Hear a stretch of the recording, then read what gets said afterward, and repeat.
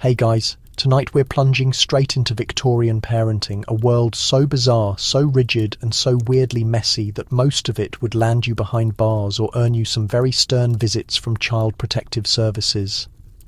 If you've ever been curious about raising kids in an era when teething got whiskey treatments and punishment sometimes meant facing a family-sized wooden spoon, buckle up for this one. Before you settle in too deeply, go ahead and like this video and hit subscribe, but only if you genuinely want to. Drop a comment telling me where you're tuning in from and if your childhood featured cod liver oil, frigid sponge baths, or some distant relative who believed in leeches. I'll read every single one, mostly because sleep eludes me too. Now turn down those lights, switch on a fan for that gentle, calming white noise, and get comfortable. Maybe grab yourself a blanket. Victorian parents would have absolutely demanded 3 layers no matter what season it was, just to ward off any potential chill. But hold on a moment.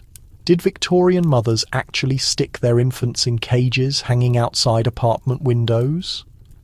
What exactly did children consume, and why was everything so grey? Was that whole children should be seen and not heard thing an actual legal requirement? How many accidental poisonings happened with household toxins before anyone thought to invent child-proof caps? And why wasn't go play with the arsenic immediately countered with wait, seriously, please, don't.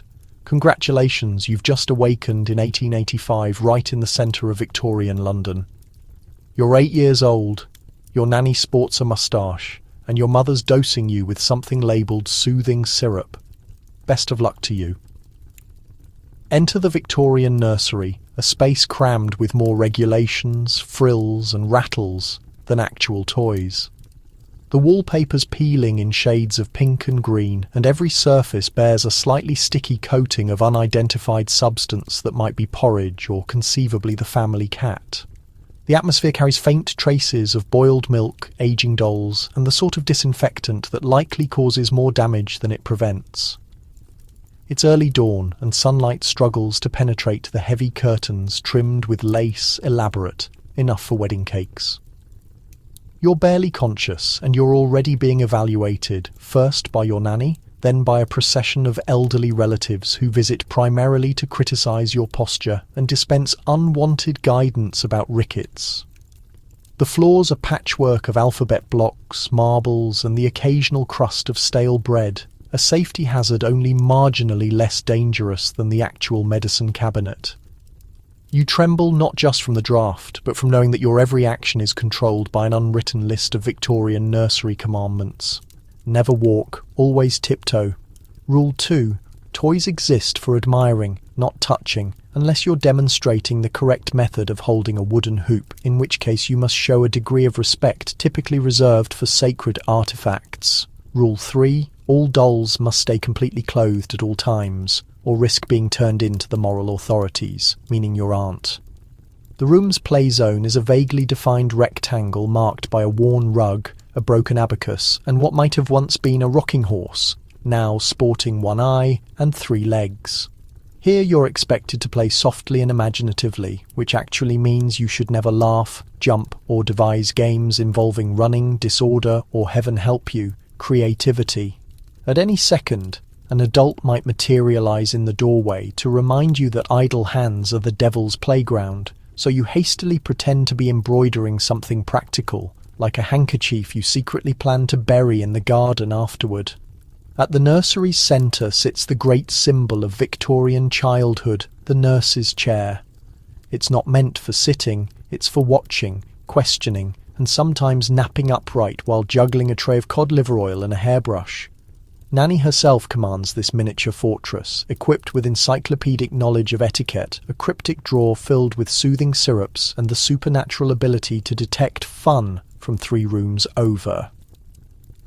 Let's discuss your toys. You might possess a single wooden soldier missing an arm, or a doll with porcelain cheeks, glass eyes, and an unsettling stare that's definitely witnessed felonies. If you're fortunate, your toys are stored in a locked cabinet, supposedly for your protection, but more realistically to keep you from extracting actual happiness from them. Once weekly, you're permitted to retrieve the Noah's Ark set, but only after solemnly swearing not to drown the camels again. The nursery window overlooks the garden, where you occasionally observe other children being paraded around in formation, monitored by adults brandishing umbrellas like weapons. You yearn to join them, but first you must survive your lessons, reciting moral verse, practicing tidy penmanship, and mastering the proper technique for curtsying or bowing to imaginary royalty. Sometimes, if you're exceptionally well-mannered, you're allowed to observe the street from the security of your window cage, inhaling that fresh, sooty London atmosphere as you dangle 2 floors above the neighbour's washing. The Victorian nursery is less a bedroom and more a testing ground, a location where every comfort arrives with a side of peril, every indulgence is a trial, and every embrace comes with a sermon about developing character. It's not really a childhood as much as a decade-long tryout for the role of tiny, well-behaved grown-up, but if you navigate things correctly, you might just survive until dinner without being charged with moral corruption or mysterious stickiness. And that, in the Victorian universe, qualifies as a triumphant day.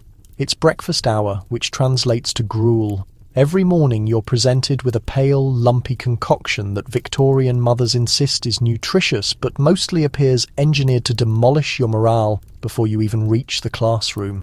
Sugar's scarce, flavours outlawed, and if you're extremely fortunate, you'll discover a stray raisin unless it's actually a deceased fly. The table's arranged with military exactness. Thick curtains block the sunlight out. God forbid a single ray illuminates the culinary catastrophe that is your breakfast. You shuffle to your chair, hands scrubbed raw from yesterday's character-building frigid water wash, and gaze down at your bowl. It gazes back, dense and morose. If hope possessed a texture, Victorian gruel would be its precise antithesis.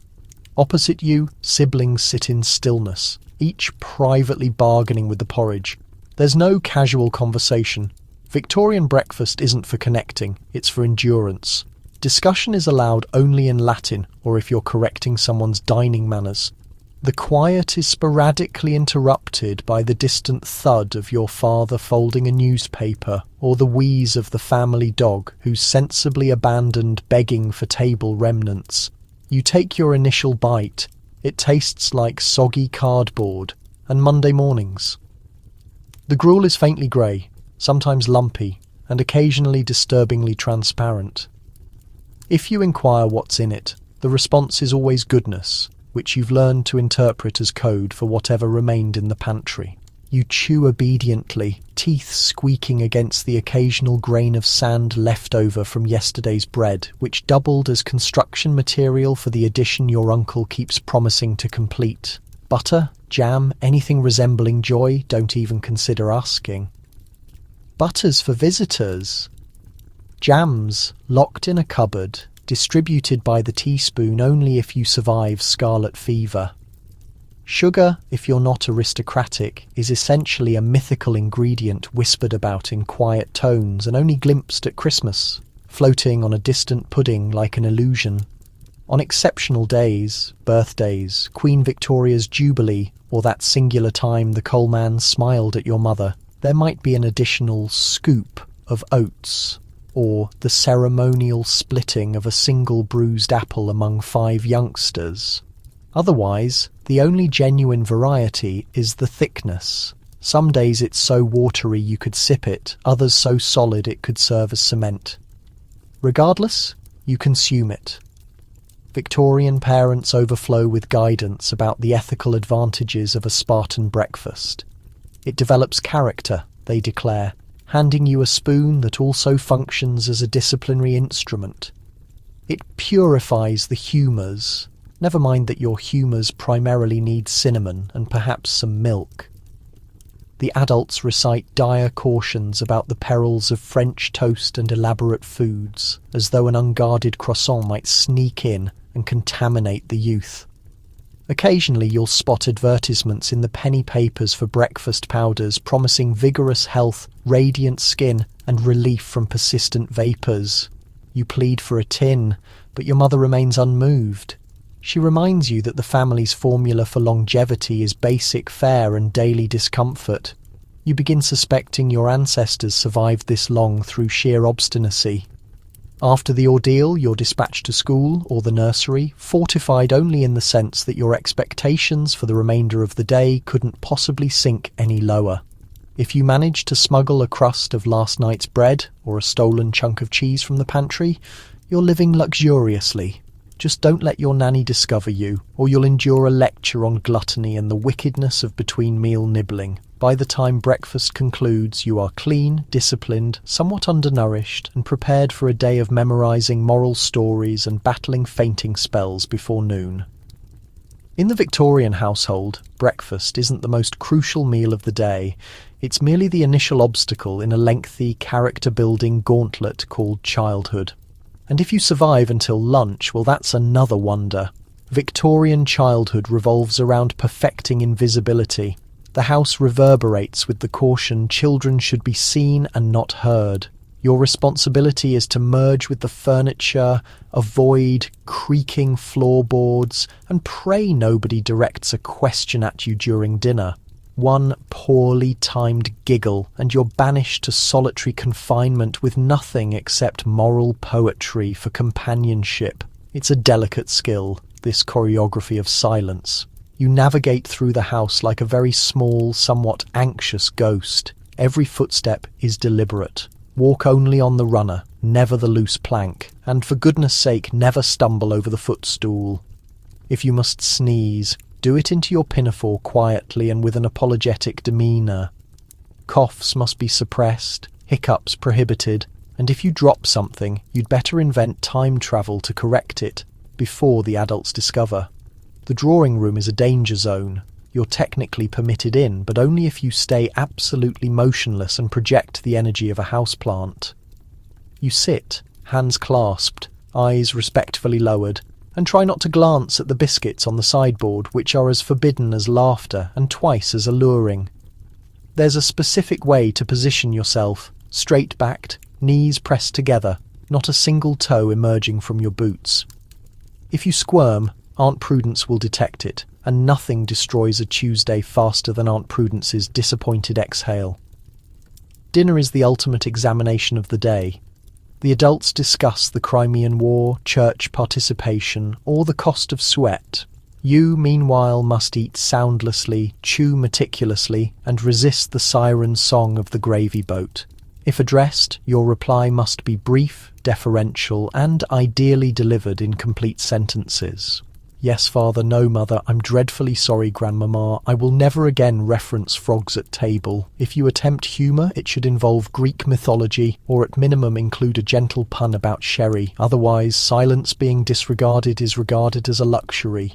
The fewer words you utter, the more secure you are. You become skilled at the neutral expression, that look that communicates, I am satisfied, I am thankful, and I am absolutely not contemplating hiding beneath the piano. You master controlling your laughter, suppressing the desire to question why Cousin Edgar's hair resembles a startled hedgehog, and stifling the impulse to sing, yell, or otherwise display joy. Joy, you understand, is to be saved for Queen Victoria's birthday and the rare sighting of a hedgehog in the garden. There are, naturally, exceptions.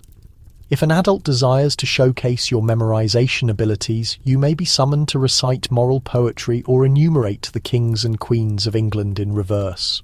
This is less an accolade and more an assessment. Fail to recall the final line of the village blacksmith and you'll be returned to the nursery with additional handwriting exercises and a firm reminder about the merits of silence. Punishment for violating the code of silence is immediate and imaginative. There's the reflection chair, where you must sit and ponder your transgressions while staring at a print of a weeping angel. There's solitary reading, which is reading but with the focus on books with titles like Why Talking Leads to Ruin. And naturally, there's the perpetually dreaded no supper, which means retiring to bed starving while contemplating the acoustics of your own remorse. But perhaps the most Victorian punishment of all is the sermon. An adult, typically your father, but sometimes a passing neighbour, will elaborate at considerable length why silence builds character, why noisy children wind up in debtor's prison, and why voicing an opinion is perilously French. You will nod, apologise, and commit to training your voice to a whisper for the following week. As the candlelight wavers and the clock strikes 8, you tiptoe upstairs past the groaning steps back into the refuge of the nursery. Here you can finally breathe out, perhaps whisper a jest to your teddy bear, and commemorate another day survived without accidentally being heard.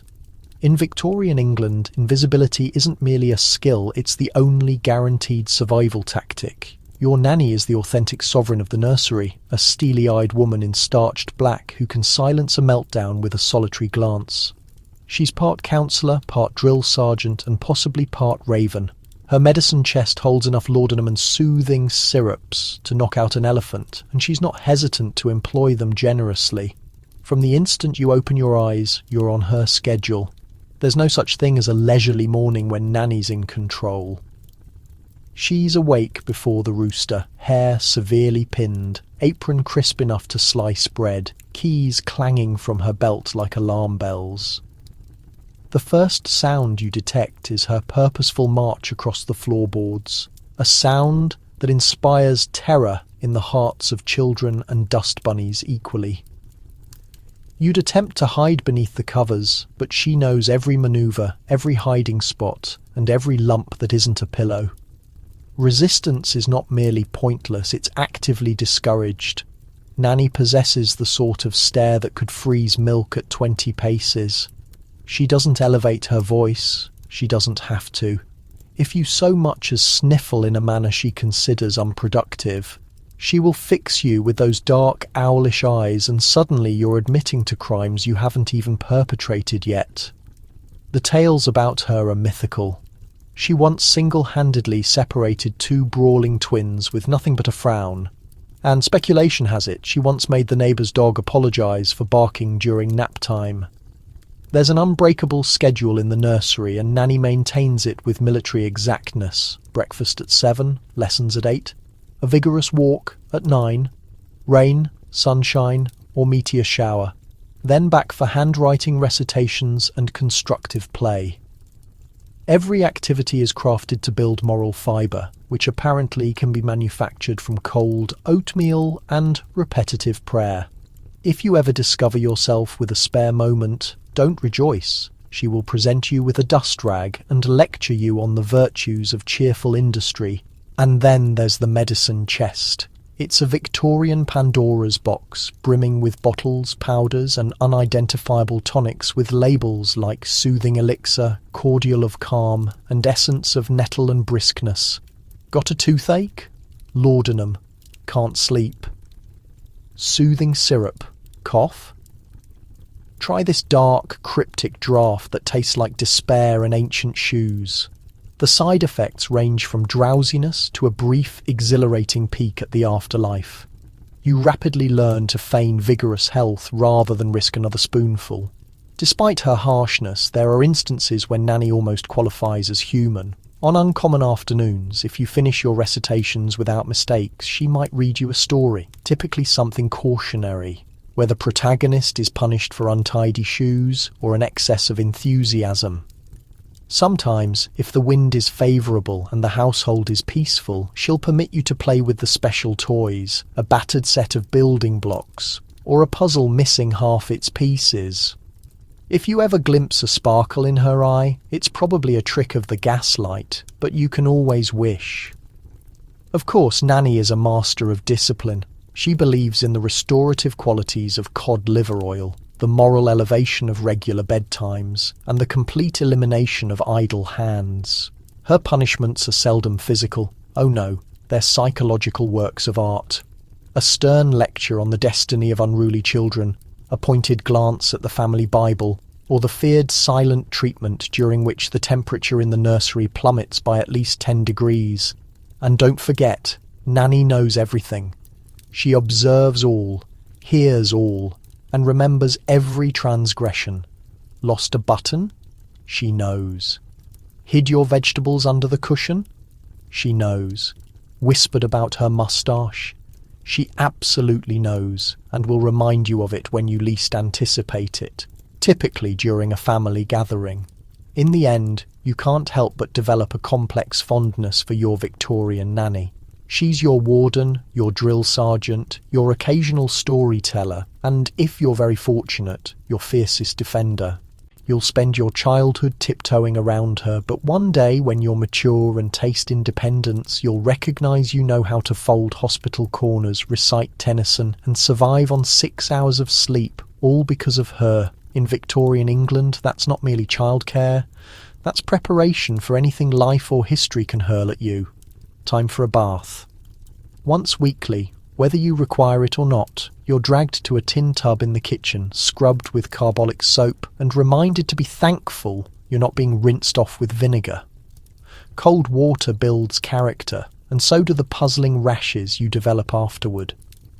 Bath night arrives with the grim sense of ritual usually reserved for minor surgery. The house fills with the clatter of kettles, the hiss of water meeting metal, and the distant sound of someone frantically trying to ignite the fire with a single, somewhat damp match.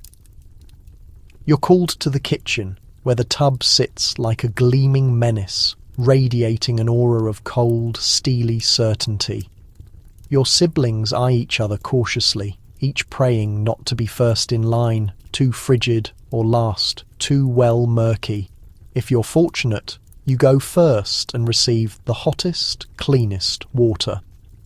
If you're less blessed, you're submerged into what is fundamentally a family soup, cloudy, suspiciously grey, with the odd floater that may once have been a button or, more probably, a crumb from last Sunday's sweet pudding.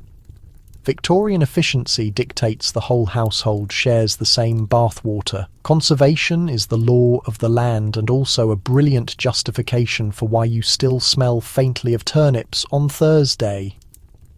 Nanny, or mother, overseas, sleeves rolled, soap at the ready.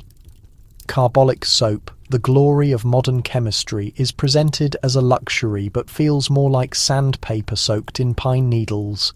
It leaves you crimson, raw, and questionably sanitized. Rinsing is accomplished with a jug of lukewarm water poured slowly, as if it might vanish if used too hastily.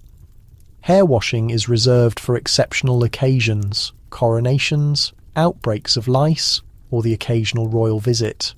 Otherwise, your scalp is brushed energetically to stimulate the roots, which in practice means to distribute the itch uniformly. If you protest, you're met with tales of Great Aunt Bessie, who only bathed once yearly and lived to be 93, possibly out of spite. You're also reminded that before the miracles of modern soap, people scrubbed themselves with vinegar, sand, or nothing whatsoever, so a weekly bath in actual water is the pinnacle of luxury, and complaining is frankly ungrateful.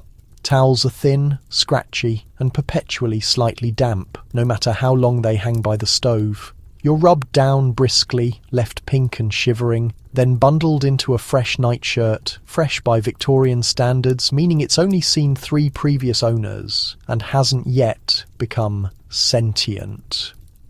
Your hair, if long, is braided tightly, both for tidiness and as a medieval security measure against wandering vermin. Bath time is not finished without a ritual inspection for rashes, scratches, and suspicious marks. Any spots are treated with ointments from the family medicine chest, cryptic substances that smell faintly of tar and have names like Dr. Klaber's Universal Salve. Cuts are dabbed with iodine, or, for extra theatrics, neat gin. You're then dispatched to bed, body tingling, pores burning, hair smelling faintly of whatever flowers were cheapest that week at the market. Of course, the bath does not guarantee cleanliness. By morning, you've already managed to locate a mud puddle or mysterious stain, but no one seems troubled. The prevailing philosophy is that a thin layer of dirt protects against illness, and anyone seen scrubbing themselves outside of bath night is regarded with profound suspicion. Possibly French, probably eccentric. There are advantages, though.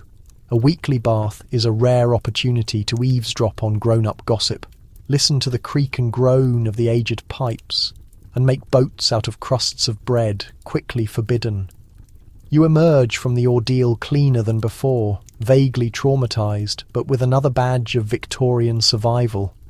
If you're ever tempted to grumble about your morning shower or sigh over a slightly chilly bathroom, remember this: you could be awaiting your turn for a lukewarm rinse in water flavoured by every member of your family, grateful just to escape with most of your skin intact.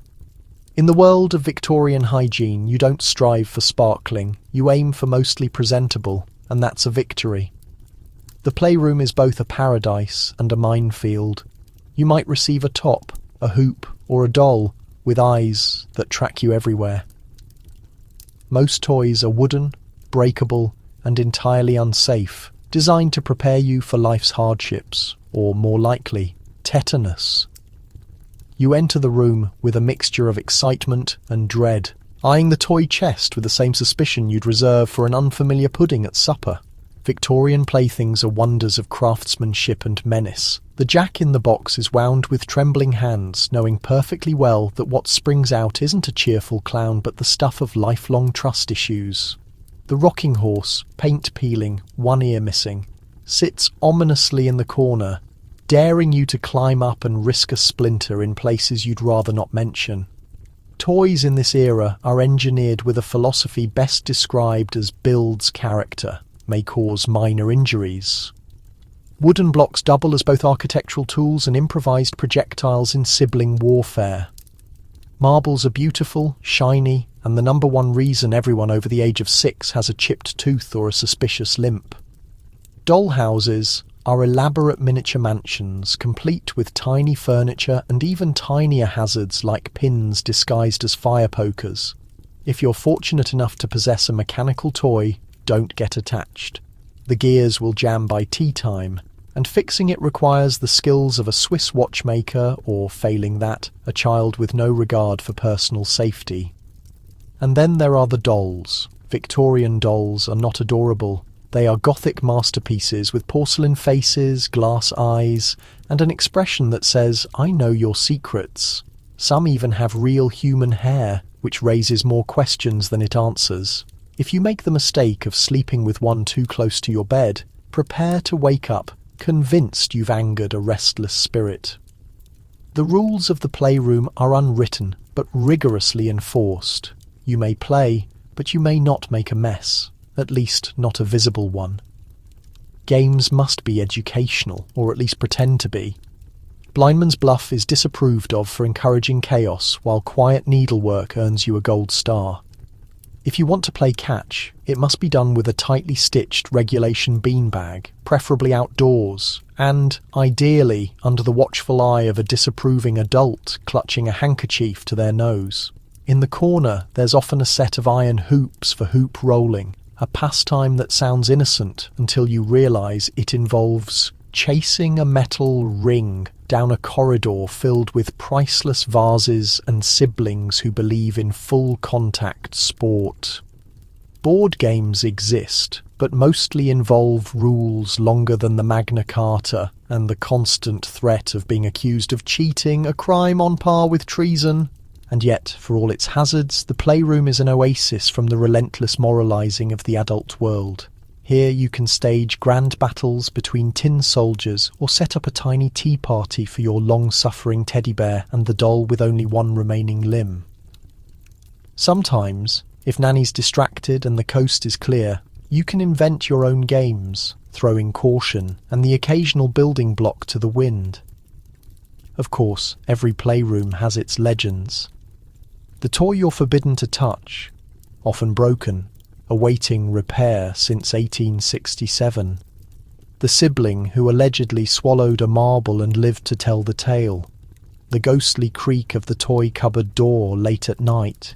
You swap stories in whispers, trying to outdo each other with tales of near misses, dramatic rescues, and the day Cousin Bertie sat on a spinning top and walked funny for a week. When playtime ends, you tidy up, pretending you weren't just waging a miniature civil war.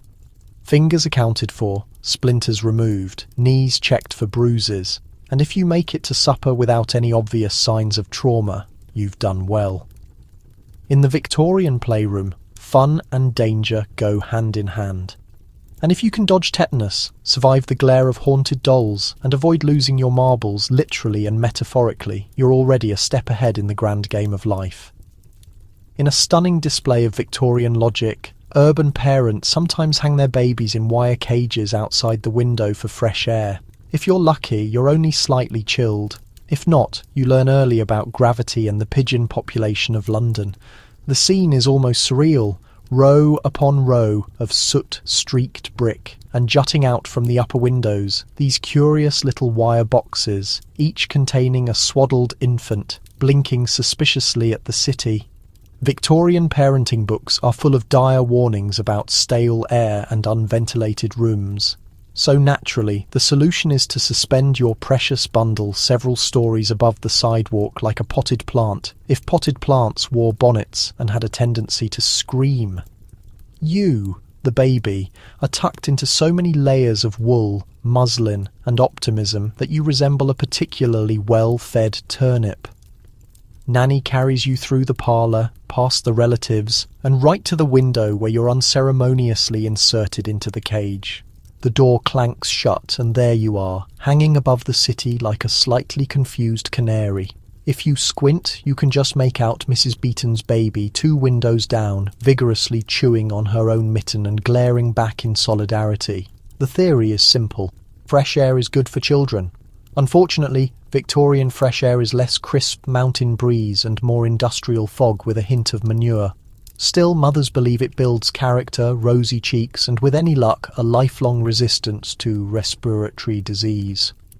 Sometimes the local doctor strolls by, nods approvingly at the rows of airborne infants, and makes a note to sell more cough syrup next week. Winter weather is only a minor consideration. If it's raining, the cage is draped with oilcloth. If it's snowing, a hot water bottle might be thrown in for company. Summer days bring a slight advantage, at least you're less likely to freeze, but you are now at the mercy of the city's entire population of pigeons who see your cage as prime real estate. The occasional well-meaning uncle will suggest a sprig of lavender to keep away the flies. It never works. Life in the baby cage is a masterclass in resilience. You quickly learn to appreciate the simple things, like the sensation of your own nose defrosting or the excitement of a double-decker bus rumbling by. Sometimes older siblings try to drop you secret treats through the bars. A crust of bread, a half-eaten toffee, or a moral pamphlet about the dangers of drafty rooms.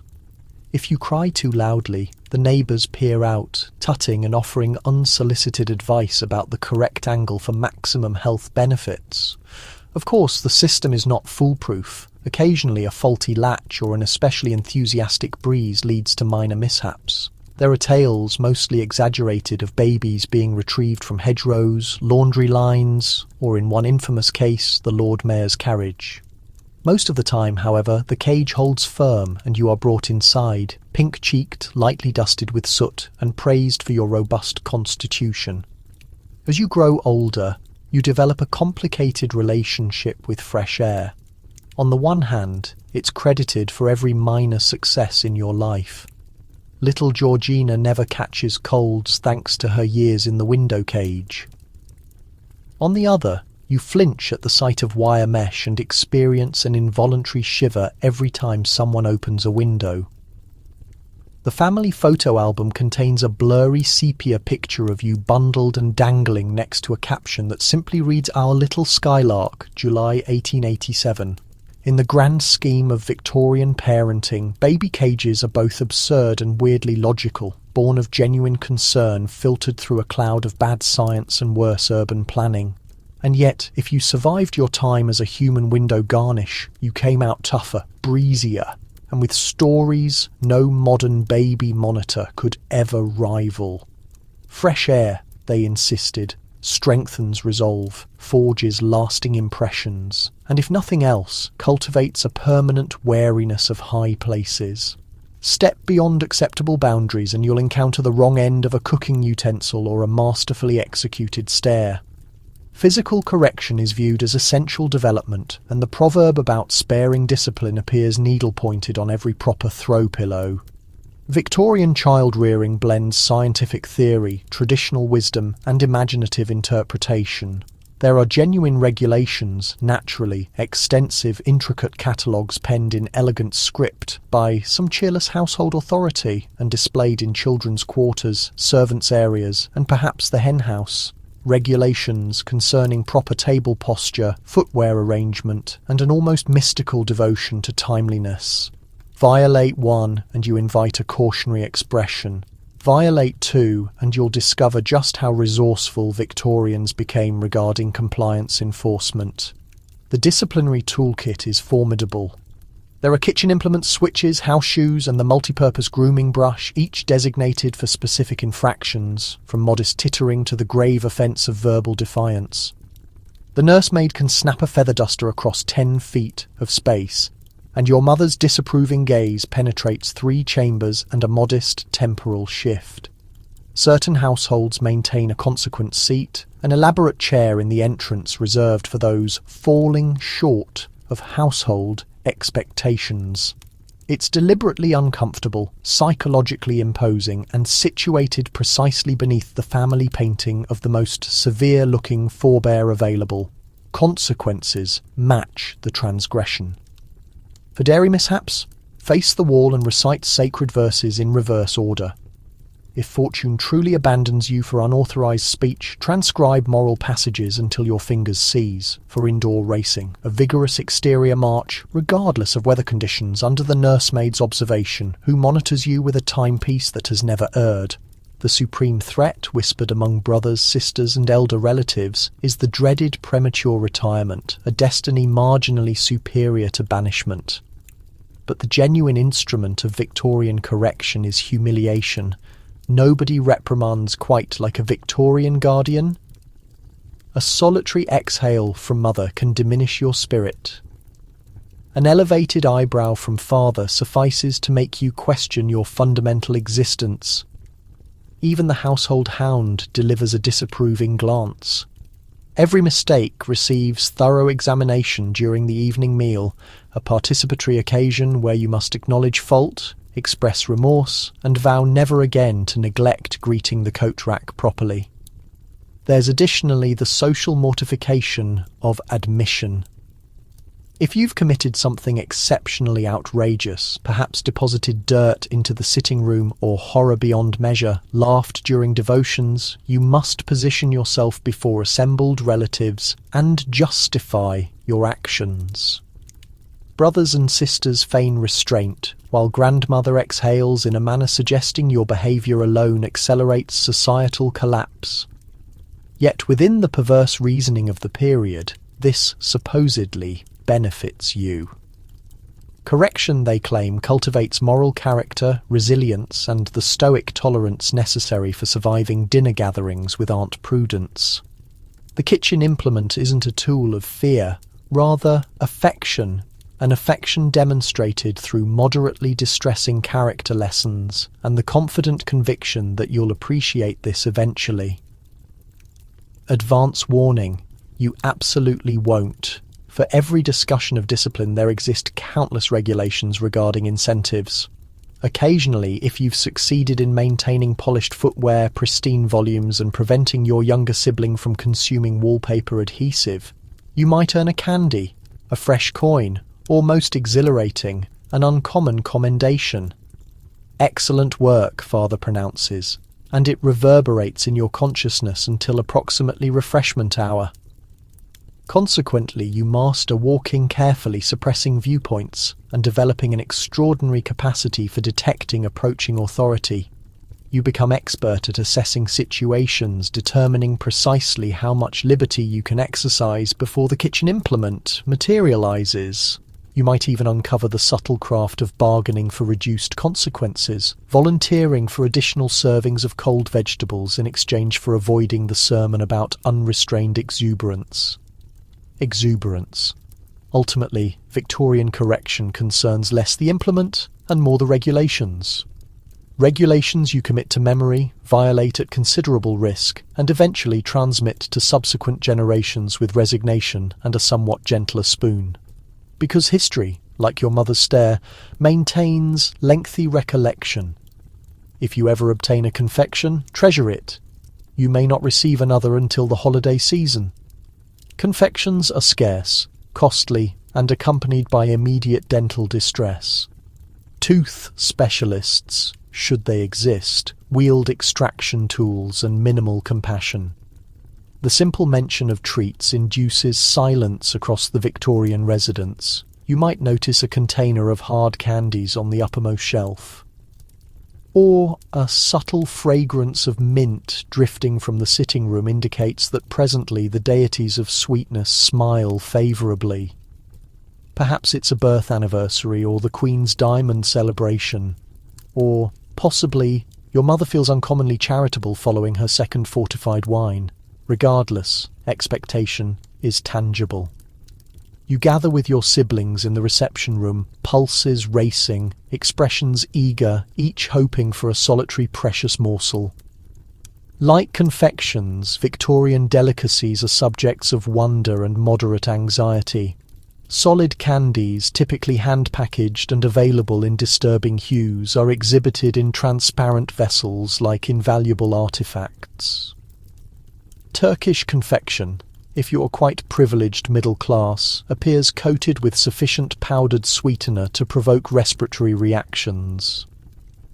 The neighbourhood bakery provides sticky pastries, syrup tarts, and for the financially daring, crystallised flowers.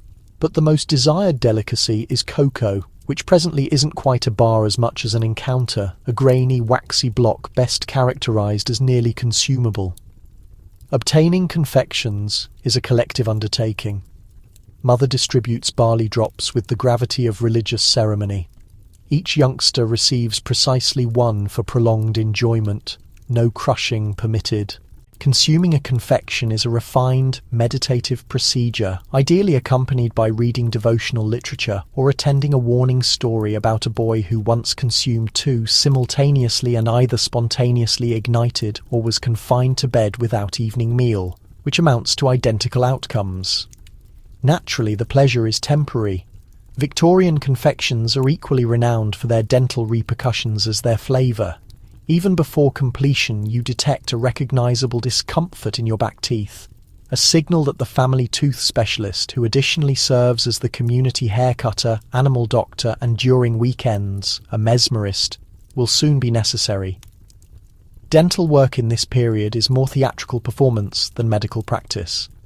If you mention tooth pain, you receive a dried flower bud and instructions to compress until the sensation loses determination. Continuing agony earns you an appointment with Mr. Blackwell, whose equipment consists of corroded pliers, spirits, and what can exclusively be characterized as confident outlook. If you endure the experience with your appetite for sweets preserved, you master the rigid protocol surrounding treats. Never consume before visitors. Never masticate audibly. Never, under any conditions, exchange confections for playthings, amphibians, or the adjacent household's feline. Distribution is promoted theoretically, but practically each youngster establishes a sequence of clever concealment locations, carved-out volumes, aged footwear containers, or the notorious emergency reserve inside the fabric of your formal attire. For the less privileged, treats might signify a portion of stale fruitcake or, if circumstances are difficult, a measure of syrup hastily collected from the depths of a nearly depleted container. There are tales of youngsters who have experienced sugar blocks outside of holiday season, but these are typically rejected as folklore or consequences of excessive fantasy literature consumption. The nearest you approach regular sweetness is bread and preserves, provided on uncommon sunny afternoons and exclusively if nobody else observes. Occasionally, the community organises a festival where youngsters are released upon stalls overflowing with spiced cakes, adhesive caramel fruits, and boiled confections in shades that contradict natural phenomena. Here, all restraint is abandoned. You indulge yourself within an hour, then occupy the evening regretting every choice as you grip your abdomen and consider the significance of temperance. Finally, confections aren't simply nourishment. They are temporary instances of contentment, the substance of youth mythology, and the creation narrative for your lifelong suspicion of anyone wielding dental instruments. Victorian treats may be uncommon, but their recollection, like your tooth specialist's invoice, persists for years. Away to academy, where you'll commit multiplication to memory, recite classical languages, and rehearse penmanship until your digits cramp. The instruction rooms are breezy, the instructors are rigorous, and if you stumble at orthography, you'll occupy lunchtime transcribing ethical lessons by flickering light. Victorian education is less instruction and more survival challenge. Your session commences with the piercing sound of a bell, potentially rung by a headmistress with a questionable degree of eagerness. You march in through the metal barriers, footwear buffed, hair divided with geometric accuracy, and every portion of your uniform stiffened into compliance. The instruction room itself is a testament to sparse comfort, rows of rough benches, writing fluid containers that seep with concerning frequency, and writing surfaces still powdery from the previous generation's ordeal. You locate your designated position, no possibility of selecting your preference, not unless you desire a severe discourse on the dangers of individual selection. Each bench includes a writing tablet, a fragment of chalk, and precisely one measure of composition space.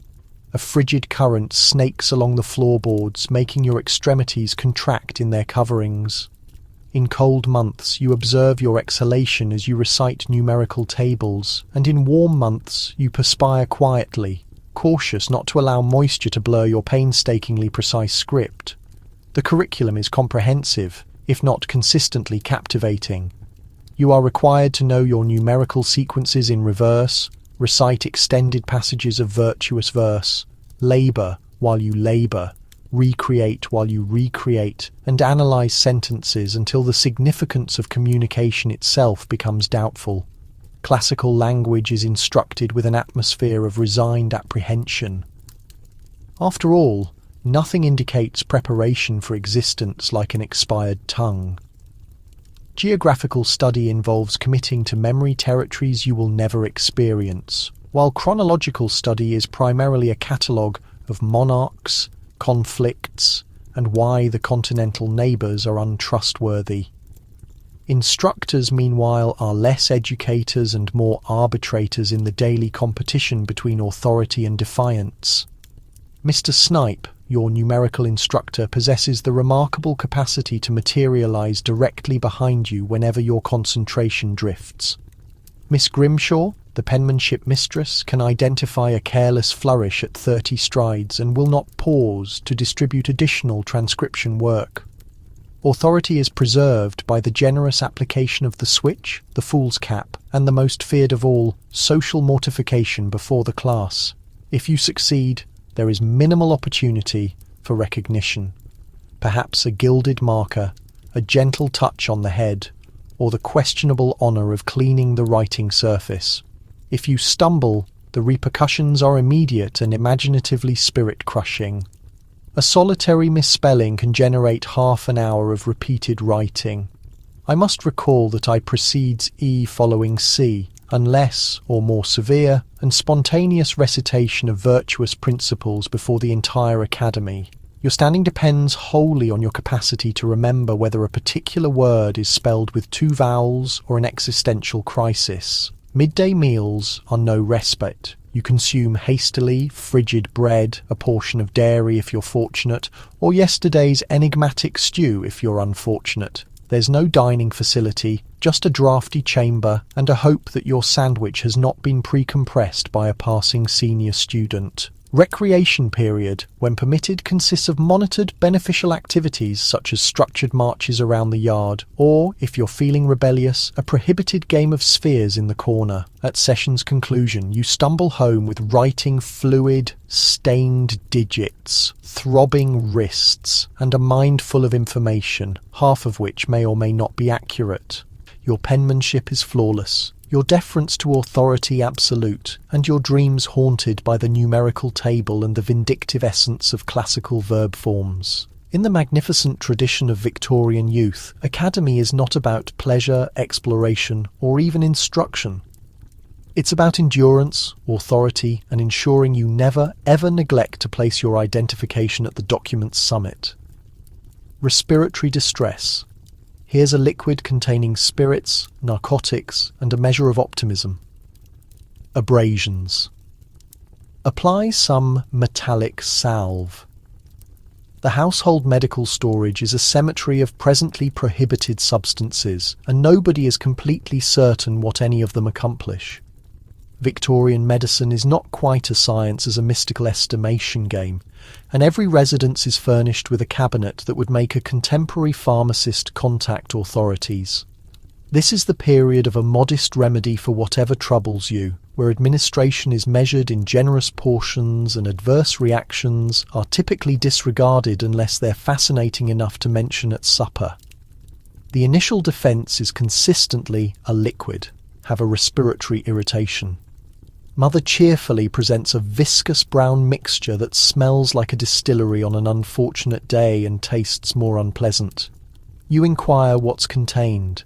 Beneficial ingredients, she responds, which you identify as terminology for everything remaining in the container plus a measure of optimism.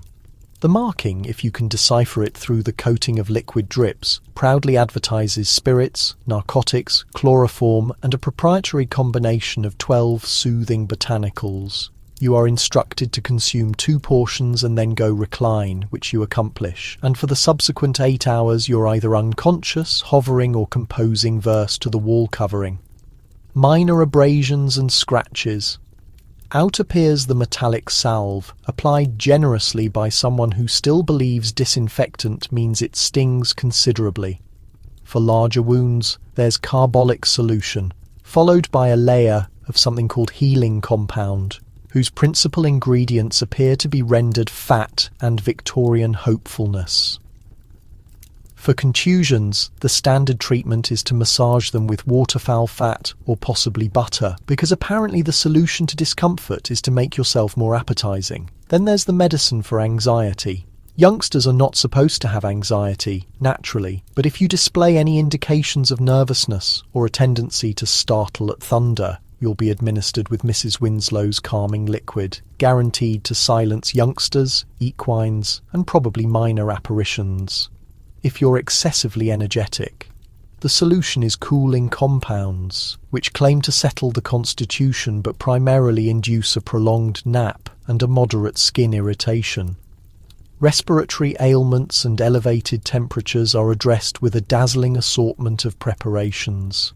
Hot mustard compresses are applied onto your torso with the gravity of a knight being ordained and left there until you either recuperate or develop a fresh, equally mysterious skin condition.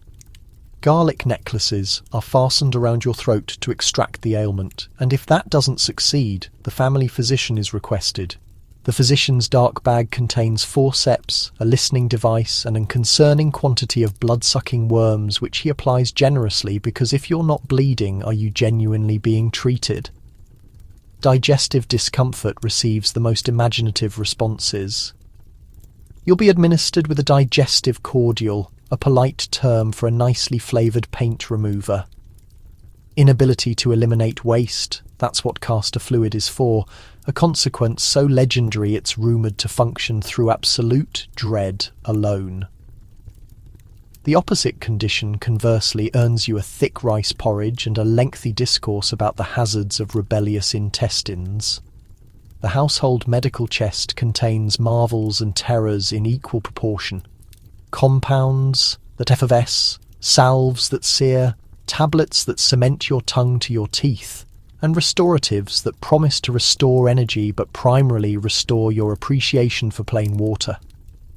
On uncommon, blessed occasions, you're given a vessel of heated milk and instructed to rest it away. This functions not because it remedies anything, but because you are finally left undisturbed. In the Victorian period, ailment is both a performance and a collective activity. Everyone assembles to offer suggestions, debate about preferred remedies, and reminisce about that particular instance cousin Algernon was cured of his impediment by 3 drops of turpentine and a firm conversation. Whether you recuperate or not is secondary. What matters is that you've sampled half the contents of the community apothecary and endured the experience, possibly with enhanced abilities, probably with a persistent skin condition. Finally, the optimal medicine is survival and a substantial skepticism about any container marked calming. The exclusive thing more hazardous than your nursemaid is your siblings. You establish unstable partnerships, bargain for storage territory, and occasionally arrange daring liberation attempts, consistently thwarted by the noisy staircase and your youngest brother's failure to maintain confidentiality. The Victorian nursery is a conflict zone carefully disguised in embroidery. Sibling relationships are a blend of strategic game and combat competition, complete with changing partnerships, treacheries, and the occasional ceasefire bargained over stale crackers. You rapidly discover that nothing is protected, especially your belongings. If you avert your gaze for a moment, your preferred spinning toy is rotating in someone else's grasp. Your treasured sphere has disappeared under a mysterious furniture piece, and your concealed supply of mint candies has evaporated, leaving only a path of suspiciously adhesive fingerprints. Partners and adversaries shift with the currents, or more precisely with the nearness of guardians. When nursemaid appears, all conflicts are suspended and everyone instantly transforms into an blameless celestial being, suddenly captivated by needlework or the complexities of classical grammar. The instant she departs, the genuine competitions commence. Murmurs and elbow signals replace courteous dialogue. The eldest sibling attempts to establish dominance with a dignity that persists until someone recalls where they concealed last week's confiscated sports equipment. Storage territory is a matter of existence and mortality. The wardrobe, technically adequate for everyone, somehow becomes a battleground every morning. There is a solitary shelf that is, for reasons nobody can clarify, the most desired territory in the chamber. Victory is temporary, however. One day you govern as monarch of the elevated shelf, the following you're overthrown in a revolution, your sleeping garment mysteriously absent, and your footwear filled with mysterious treasures courtesy of the infant. Liberations are a preferred pastime. You and your elder sister may plot for days to infiltrate the kitchen for an unauthorized portion of cake or to the garden to excavate for concealed treasure, which typically proves to be previous season's root vegetables. Every scheme depends on silence, cooperation, and impeccable coordination. Every scheme is destroyed by your youngest brother's failure to murmur or his regrettable habit of announcing. Presently, precisely as nursemaid approaches the corner, there's consistently a sacrificial victim, typically the youngest, who is recruited into acknowledging when circumstances deteriorate. This earns them a form of protection, though at the expense of confidence from the remaining sibling assembly. Treachery is never distant. Perhaps you revealed to your sister your secret concealment location for confections, and the following morning it's been plundered and substituted with a message stating better fortune subsequently. Perhaps your brother pledged allegiance in the magnificent Curtain Fortress conflict only to abandon the instant you were requested to cleanse for dinner. Agreements are drafted in wax crayon, endorsed with adhesive hands, and violated by sunset. You master negotiation, facial interpretation, and bribery with the currency of the day, fasteners, confections, or intelligence about the fresh governess. But there are instances of solidarity too. Nothing unites siblings more rapidly than an external danger, the abrupt approach of nursemaid's footsteps, the impending horror of fish oil, or a parental request that suggests misfortune for everyone. Then, as if by enchantment, disputes are dismissed and you present a coordinated front, all suspiciously silent and enlarged-eyed. Evenings provide the uncommon tranquility of shared bedtime narratives, whispered confidences, and laughter suppressed under scratchy wool coverings. You reflect on past adventures, devise elaborate schemes for future mischief, and, in uncommon moments of candour, acknowledge you'd be dreadfully isolated without your fellow conspirators. Victorian siblinghood is not for the timid of spirit, but it's an education in persistence. You depart youth with a precisely tuned awareness of strategy, a substantial distrust of anyone proposing to exchange, and a collection of recollections that range from victorious to distressing. And as you finally drift towards sleep, the sounds of quiet breathing and distant scheming fill the nursery, a nightly reminder that in the magnificent tradition of kinship, you're constantly in this together, whether you appreciate it or not.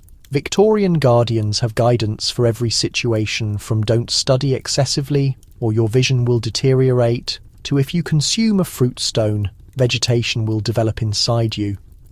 It's never reassuring, typically concerning, and often based on something they overheard at a burial.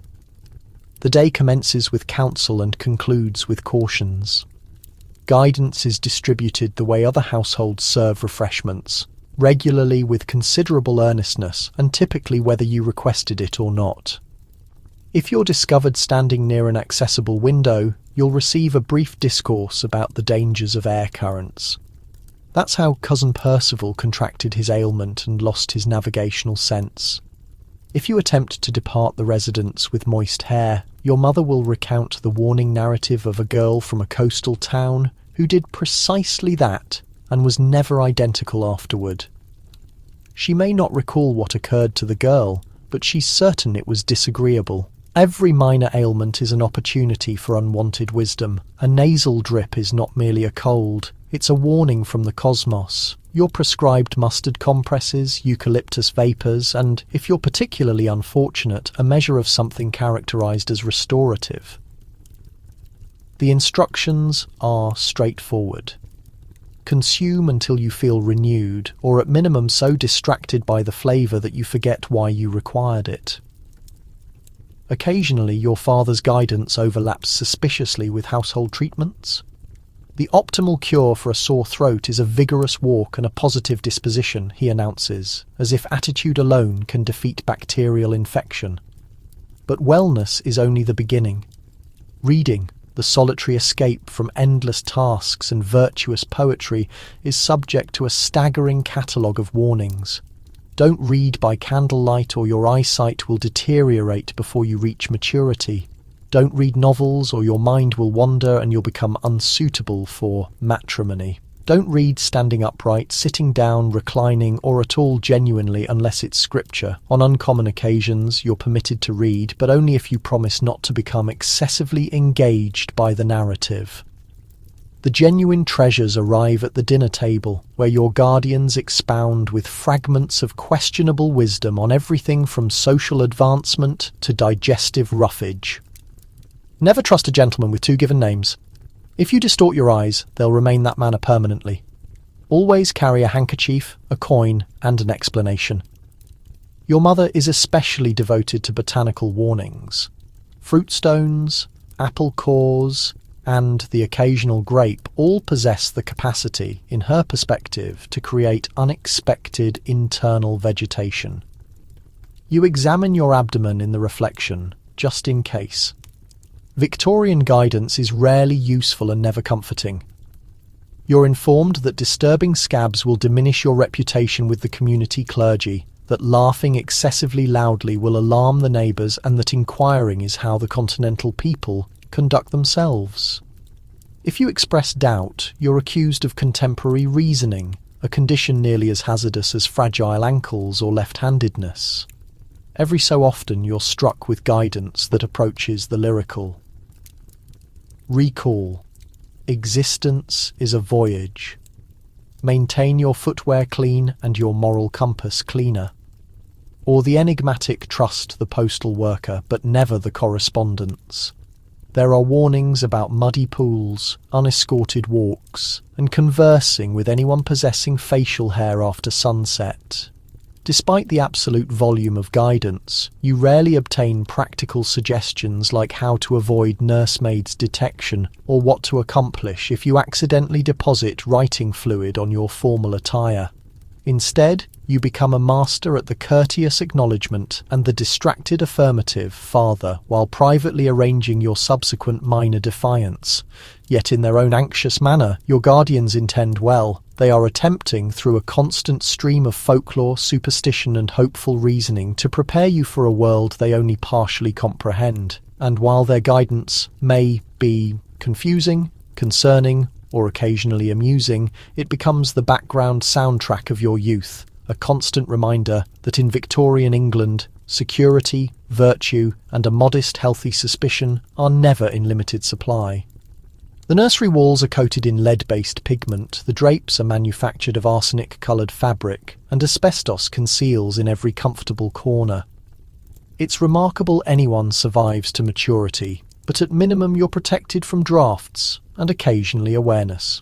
Victorian interior arrangement is best characterised as deadly refinement. Everything is a potential wellness hazard, but at minimum it's aesthetically coordinated. You awaken each morning to a chamber cheerfully painted in delicate shades of pale green, pink, and a colour identified as Victorian green, which, as it proves, is shorthand for contains sufficient arsenic to stun a modest equine. It's attractive in the morning illumination, less so when the wall covering starts to peel and you find yourself questioning if that strange headache is genuinely just from reading by candlelight. The floor covering, luxurious and designed, conceals not just marks from last year's holiday dessert, but a generous portion of mercury utilised for the vibrant colours and additional softness. The drapes billow in the breeze, their deep green and blue shades courtesy of chemical colorants with names like Paris green and Shields green, both renowned for causing skin reactions and the occasional fainting episode. You're cautioned not to masticate on the drapes, but nobody cautions the feline, and the resulting veterinary invoice is archived with acceptable youth hazards. Your playthings are no superior. Dollhouse furniture is painted in magnificent lead-based hues that gradually chip away onto adhesive fingers. Tin soldiers and painted alphabet blocks appear charming arranged on the shelf, less charming after you occupy a rainy afternoon gnawing on them from tedium and depart the playroom with a mysterious metallic aftertaste. Even the humble teething ring is manufactured of bone, ivory, or occasionally a convenient fragment of whalebone immersed in whatever pigment remained from the entrance hall. If you happen to stumble and collapse, which you will, because all the floor coverings are engineered to slide at the slightest provocation, you might find yourself contacting the coal container, generously dusted with powdered asbestos. This is considered the contemporary enhancement. Asbestos prevents fire, protects against the cold, and is convenient for stuffing into gaps to keep out the miasmas. If only it kept out your aunt's narratives about the magnificent days of the Crystal Palace. Every night you're secured into bed beneath a mountain of coverings, stuffed with questionable materials. The sleeping surface is a patchwork of horsehair, feathers, and a few relics from previous generations, all gently marinating in a cloud of whatever compound was fashionable that year. The cushions smell faintly of lavender and camphor, added not for your comfort but to conceal the scent of gradual chemical deterioration. Air circulation is provided by a window that jams closed in the summer and opens with a screech in the winter. Fresh air is considered both essential and questionable, so your guardians compromise by separating the window just a fraction and then stuffing the opening with asbestos wadding. You fall unconscious, listening to the gentle rattle of the arsenic-coloured curtain cords and the distant sound of the household discussing whether yellow wall covering is excessively cheerful for a youngster's disposition. It's not all darkness and despair. The silver lining of all this dangerous decoration is that it creates a kind of resistance. Make it through your Victorian nursery and you'll never worry about a bit of household grime again. According to family law, your uncle once tasted the wallpaper and survived to share the story, though he's been a little off ever since. The cat, on the other hand, won't set foot in the nursery whatsoever and lounges dubiously in the hallway instead. Even so, you can't help but feel satisfied as you survey your pastel trap of death. Sure, other children might have contemporary nurseries clear of lead, arsenic and asbestos, But do they have such charm? Living in a Victorian home, you're not just existing with history, you're breathing it in, sampling it, and occasionally, if you're particularly unlucky, discovering it on your pillow. Ultimately, it's all part of growing up sturdy, which is Victorian for miraculously still alive. Your parents discover an article in Punch magazine and suddenly you're consuming nothing but tapioca for 7 days. The Victorian period adores a dietary trend, particularly if it features boiled cabbage, toast, water, or a medical stamp of approval from someone with mutton chops. No meal escapes the currents of culinary fashion. One morning breakfast is substantial porridge, the next it's slippery elm gruel, endorsed by a doctor whose sole credential is a thick set of sideburns and a questionable letter following his name. Lunch could be reduced to invalid jelly or the even more threatening beef tea. A dish that sounds thrilling but is truly just a cup of warm, meaty water and the faint taste of disappointment. At the centre of every Victorian trendy diet is the conviction that food is less about enjoyment and more about endurance. Taste is viewed as unnecessary, variety as dubious, and anything remotely delicious is blamed for corrupting your moral character. No sooner have you become fond of currant buns than they're condemned in the publications as a danger to your soul and digestive system. The family cook charged with understanding these changing trends spends half her time boiling vegetables and the other half justifying why dessert now tastes like soap. There's always a new miracle food promising incredible outcomes. Arrowroot is incredibly popular, meant to calm the bowels and the disposition. Bread created from patent flour seems promising to be more digestible, if less palatable. Someone's uncle is promoting pure beef extract as a remedy for everything from melancholia to aching ankles.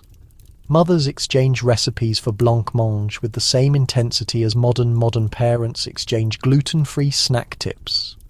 You believe half of these new foods were created by people with investments in the tapioca business. Medical endorsements are abundant. Dr. Quimby's digestive powders insist they can turn cabbage into a treat and prevent intestinal chaos. If the good doctor is shown in a velvet waistcoat with a serious expression, the chances are high you'll be served his mixture by the week's end. Your mother reads testimonials from the Times aloud. Since consuming nothing but cold stewed prunes for 2 weeks, my digestion has never been more effective.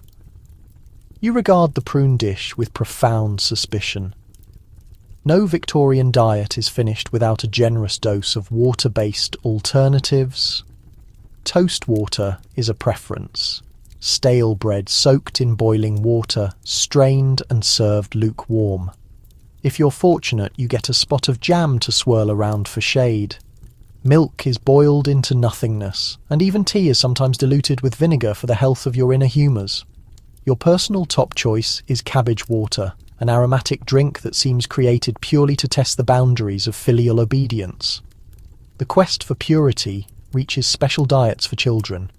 If you're too skinny, it's sweat pudding and lard sandwiches for 7 days too heavy. Welcome to the raw carrot and barley program. There is a constant suspicion that if you relish your food, you're doing something incorrect. Sweets and cakes are distributed like gold dust, while medicinal treats, licorice root or tonic biscuits, are given out as if they're chocolate, but with about as much pleasure.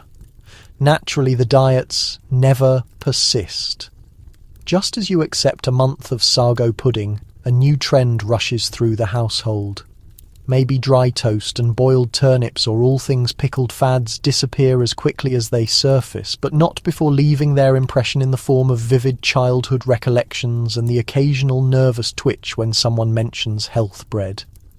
At the day's end, you become an authority in politely acting like you enjoy whatever is on your plate, developing a palate that can tell apart 17 varieties of boiled starch and the exact difference between potted meat and mystery loaf.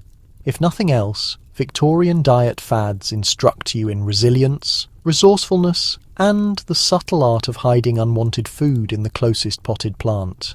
And that, as every Victorian parent will remind you, is character building.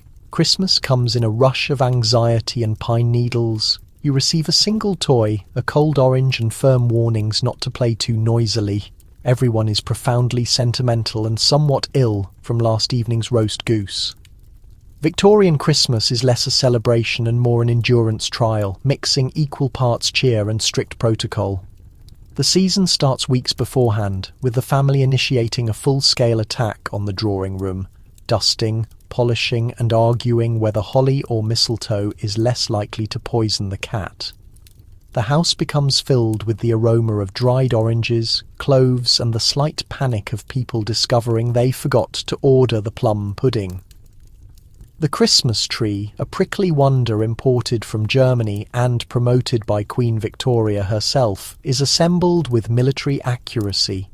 You and your siblings are recruited to assist, which means being instructed to stand still, not touch anything, and under no circumstances try to hang the glass baubles that have survived since the reign of George IV. Each ornament has a tale, always shared in excruciating detail by an elder relative. The candles are thoughtfully clipped to the branches and then immediately watched for the rest of the evening by the entire family and a bucket of sand. Fire dangers are an honoured tradition on Christmas morning. You wake early, trembling with excitement and cold in equal measure.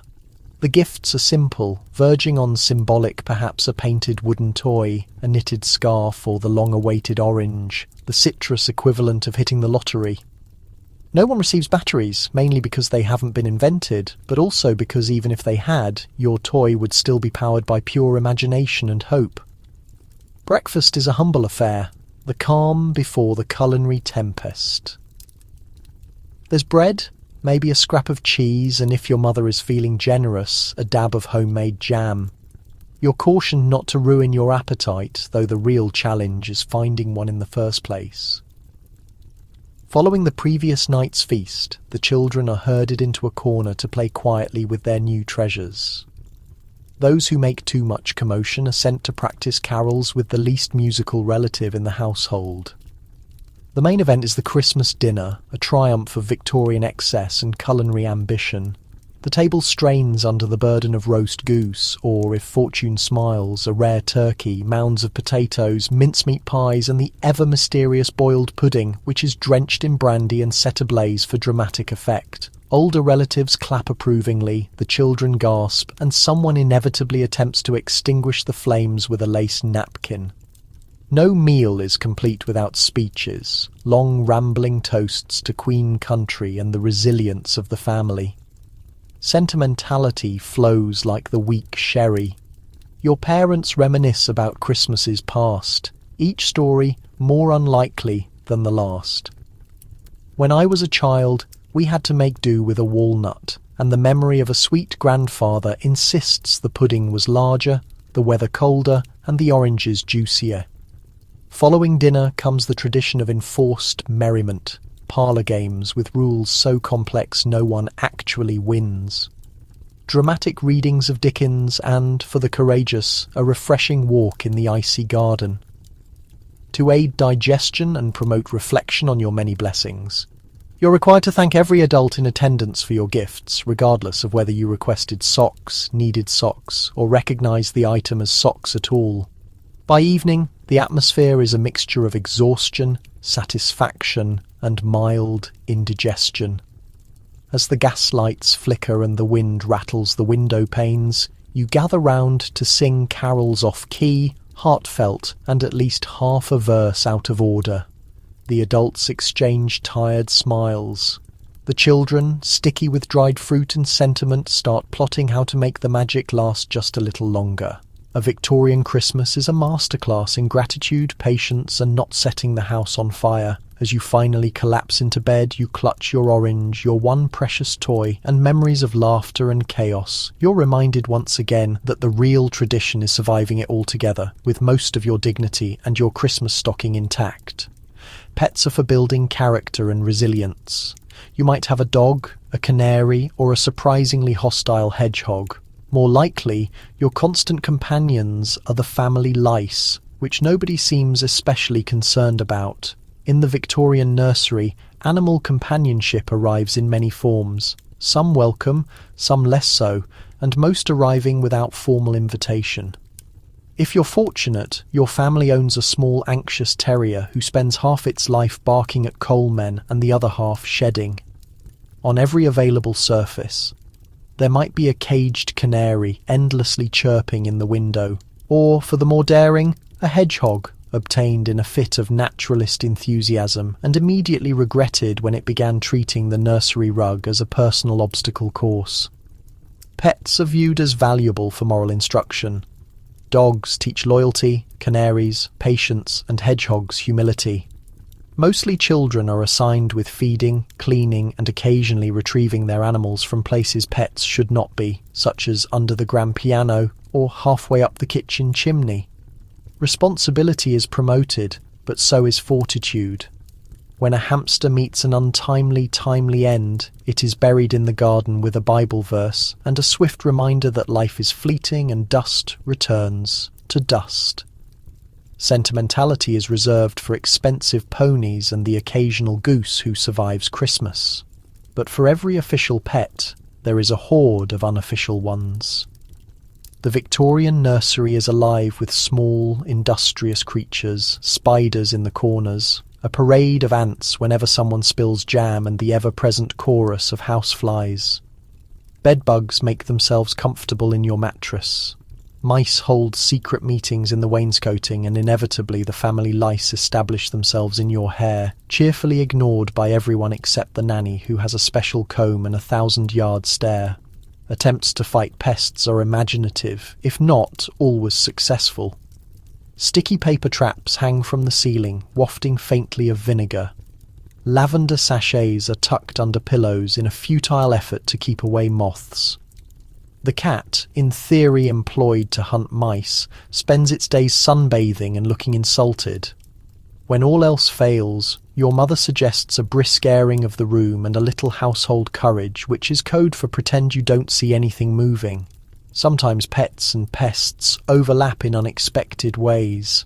Siblings might adopt a particularly smart mouse, naming it and sneaking it bits of cheese until it becomes a semi-tolerated member of the household. One memorable year, your brother attempts to raise tadpoles in the water jug, leading to an awkward incident at bath time and a new family rule about amphibians. In the nursery, there are animal escapades and animal emergencies. The dog chews up a priceless heirloom. The hedgehog escapes and is later found curled up in a drawer of underclothes. Someone's canary gets loose and perches on the Christmas tree, refusing to come down until bribed with the last currant bun.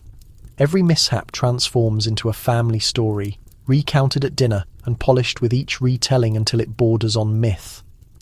Caring for living things, official or otherwise, teaches you ingenuity.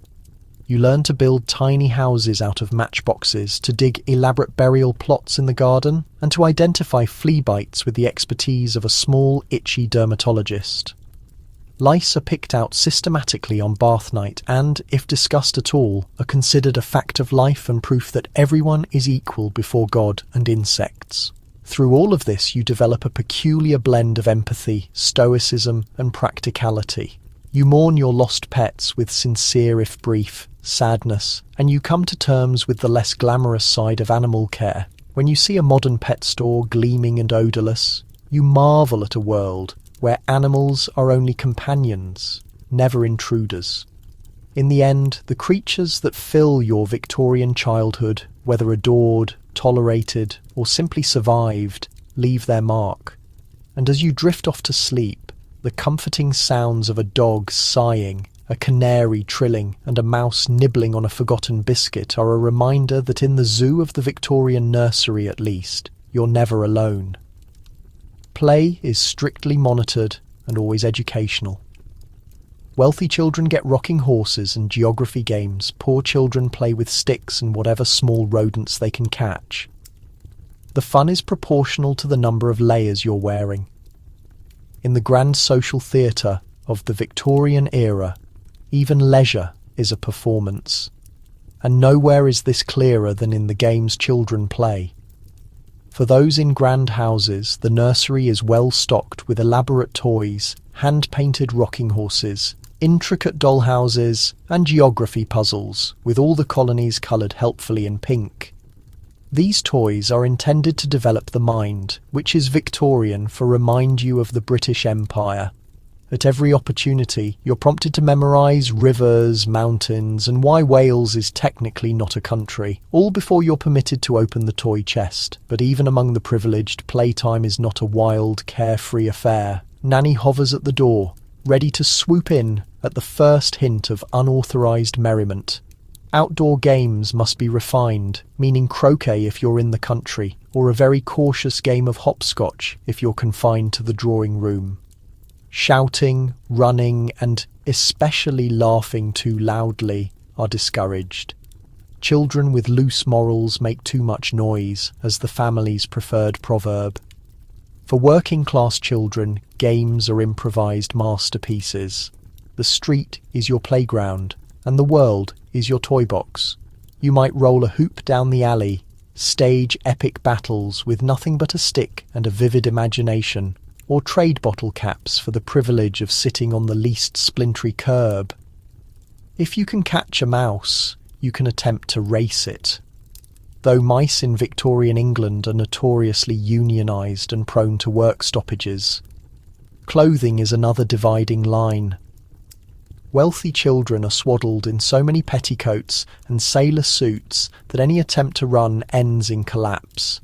Poor children, by contrast, are given a sturdy pair of hand-me-down boots, often 2 sizes too large, and whatever shirt survived last winter. The wealthier you are, the more likely you are to end up tangled in lace while attempting to climb a tree. The poorer you are, the more likely you are to fall out of a tree but not notice until supper time.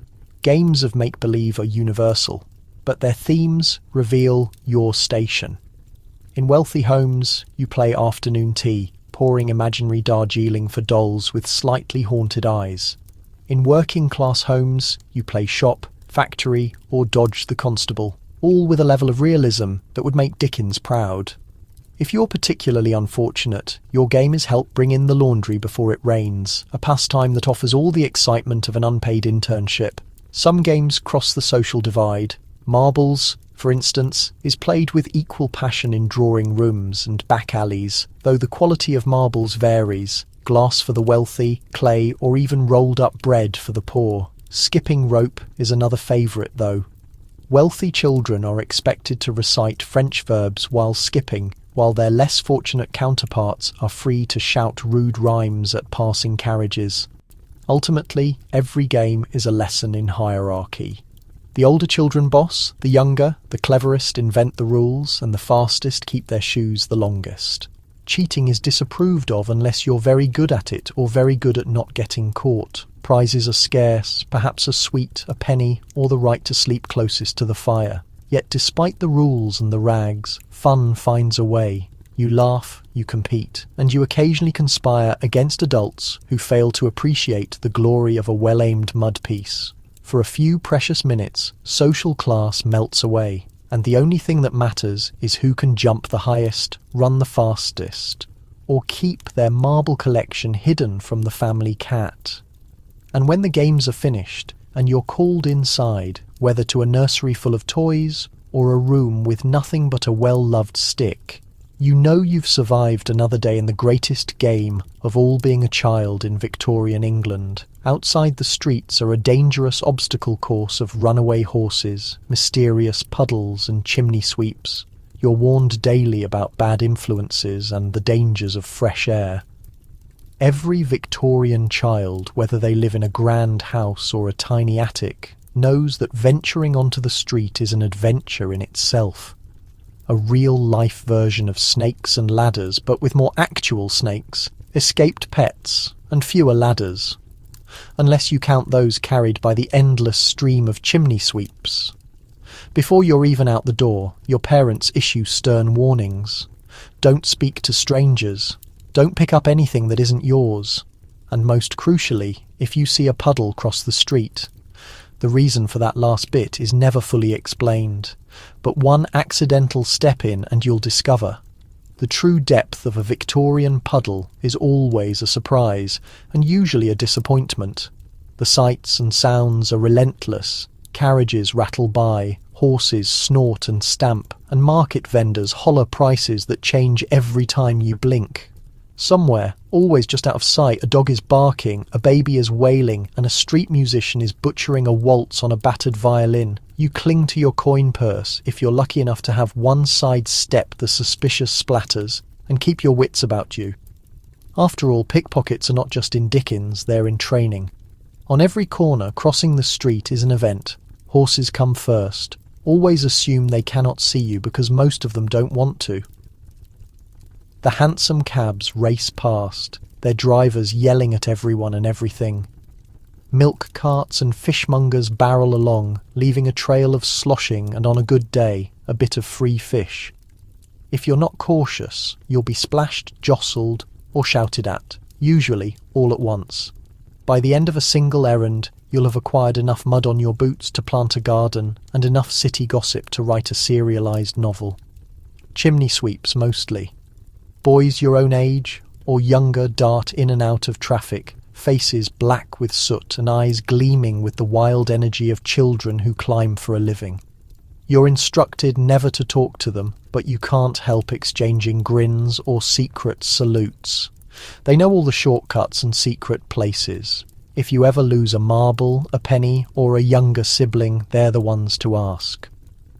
Sometimes, if you're feeling particularly bold, you join in a game of chase with the local urchins, weaving through barrows and barrels, dodging irate shopkeepers, and, if luck holds, the family's solicitor.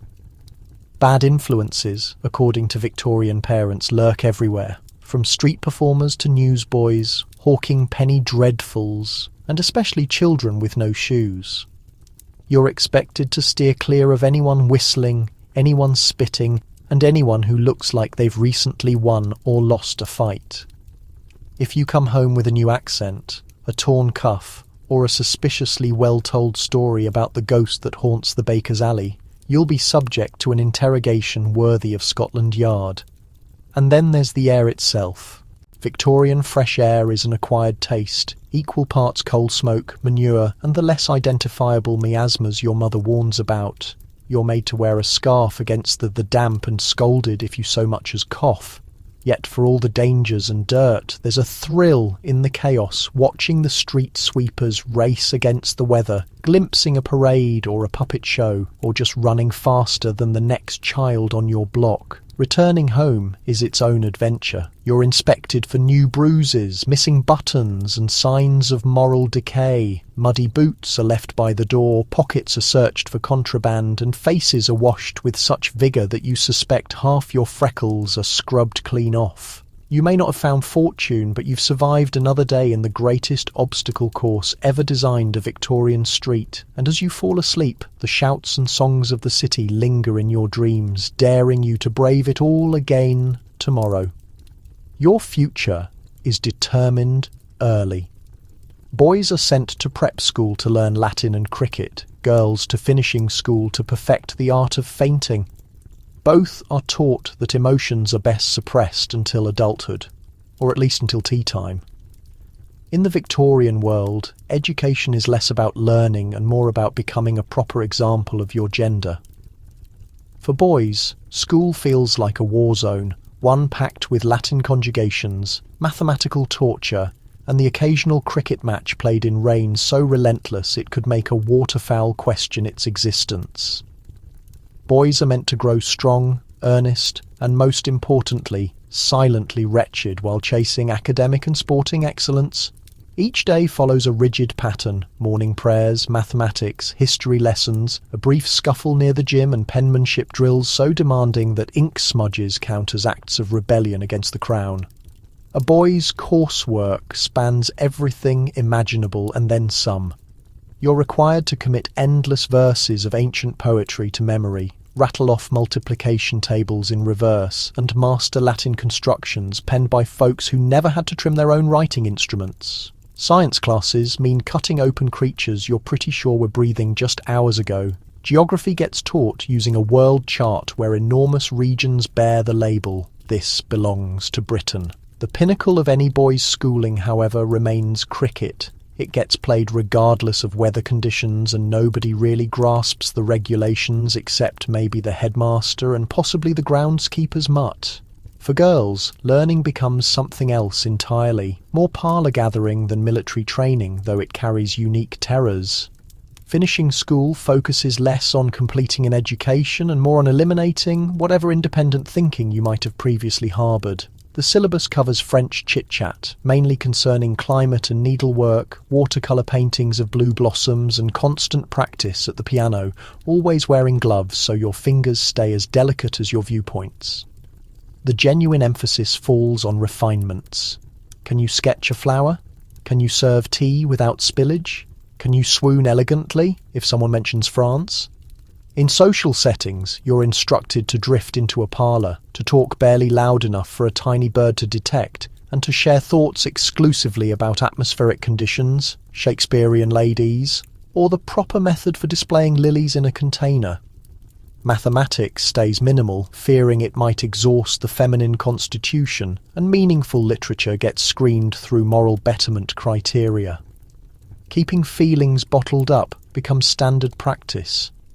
Boys must never weep unless hit by a cricket ball, and even then only while speaking Latin. Girls might faint, but crying gets saved for situations of extreme theatrical importance or receiving inferior lacework. Fury, enthusiasm, and anything resembling drive must be contained and released, if ever, while alone with one's journal or during a particularly intense embroidery session. The contrasts carry over into recreation too. Boys can grapple, yell, and orchestrate complex military games under the watchful supervision of a teacher who acts like he doesn't see. Girls participate in croquet, take refined strolls, or arrange doll processions, where the only conflict involves deciding who plays the Duchess. If a girl gets discovered scaling a tree or a boy gets found doing needlework, there'll be a household meeting, a sharp letter to the newspaper, and likely a week of remedial reading. Still, beneath all this, secret acts of defiance occur. Boys exchange forbidden novels beneath their desks, girls trade tales about fearless female adventurers, and everyone imagines a reality where learning means something beyond memorizing regulations and mastering the craft of the blank expression. The fortunate ones discover a sympathetic tutor or an odd uncle prepared to smuggle them a copy of Dickens or a flying toy when nobody's paying attention. Ultimately, Victorian schooling does accomplish one thing. It trains you to become an expert in social disguise, a specialist at concealing boredom, and a master of the prolonged, expressive exhale. Whether you're declining verbs or positioning violets, you're discovering what being Victorian means and how to endure until the next tea time. Cutting teeth becomes torture for everyone. Victorian mothers and fathers prescribe everything from hardened bread to liquor. And if that proves ineffective, there's always the wildly successful Mrs. Winslow's soothing syrup, promised to render you unconscious for 6 to 8 solid hours. In the Victorian children's room, the emergence of teeth becomes less a growth marker and more a shared ordeal by suffering for the miserable infant. Its constant drooling, flushed face, and the compulsion to chew on whatever remains stationary long enough, including the household cat, the carpet edge, or a somewhat eerie-looking rattle fashioned from bone. For mothers and fathers, it's a period of frantic experimentation as they cycle through a collection of treatments hoping to silence the midnight screaming and preserve their mental stability. Starting out comes the traditional hardened bread presented with all the ceremony of royal insignia. The concept seems straightforward. Strengthen those gums by allowing the infant to gnaw on yesterday's baked goods, which now possess roughly the texture of petrified lumber. If you succeed in drawing any relief or even a single fragment from this setup, you're already tougher than most children. If unsuccessful, your parents move to the following measure. Alcohol. Brandy gets applied to the gums for therapeutic reasons, producing a cohort of infants with a surprisingly strong capacity for spirits and a habit of sleeping through thunderclaps. However, Nothing in the Victorian period quite achieves the fame of Mrs. Winslow's soothing syrup. This wonder product promises freedom from every ailment, teething pain, stomach upset, crankiness, and a widespread inclination to wail at life's unfairness. The ingredient, a mixture of morphine, alcohol, and a touch of agreeable botanicals, forming a preparation that would likely demand a medical prescription today, and an extended conversation with child protective authorities. Mothers and fathers celebrate its effects. He rested through the darkness, and we did too, while conveniently overlooking the reality that the child's been grinning at the wallpaper for 72 hours continuously. If somehow the syrup becomes unavailable, there exist teething powders, chilling potions, or, if you're truly unlucky, fragments of coral threaded on string and fastened around your throat for safeguarding. The household medical cabinet quickly starts resembling a sorcerer's workshop, containing bottles and containers marked in elegant handwriting but holding materials that have likely been prohibited in multiple nations by this point. The suffering doesn't stop at the doorstep. Extended family members show up bearing guidance both antiquated and foreboding.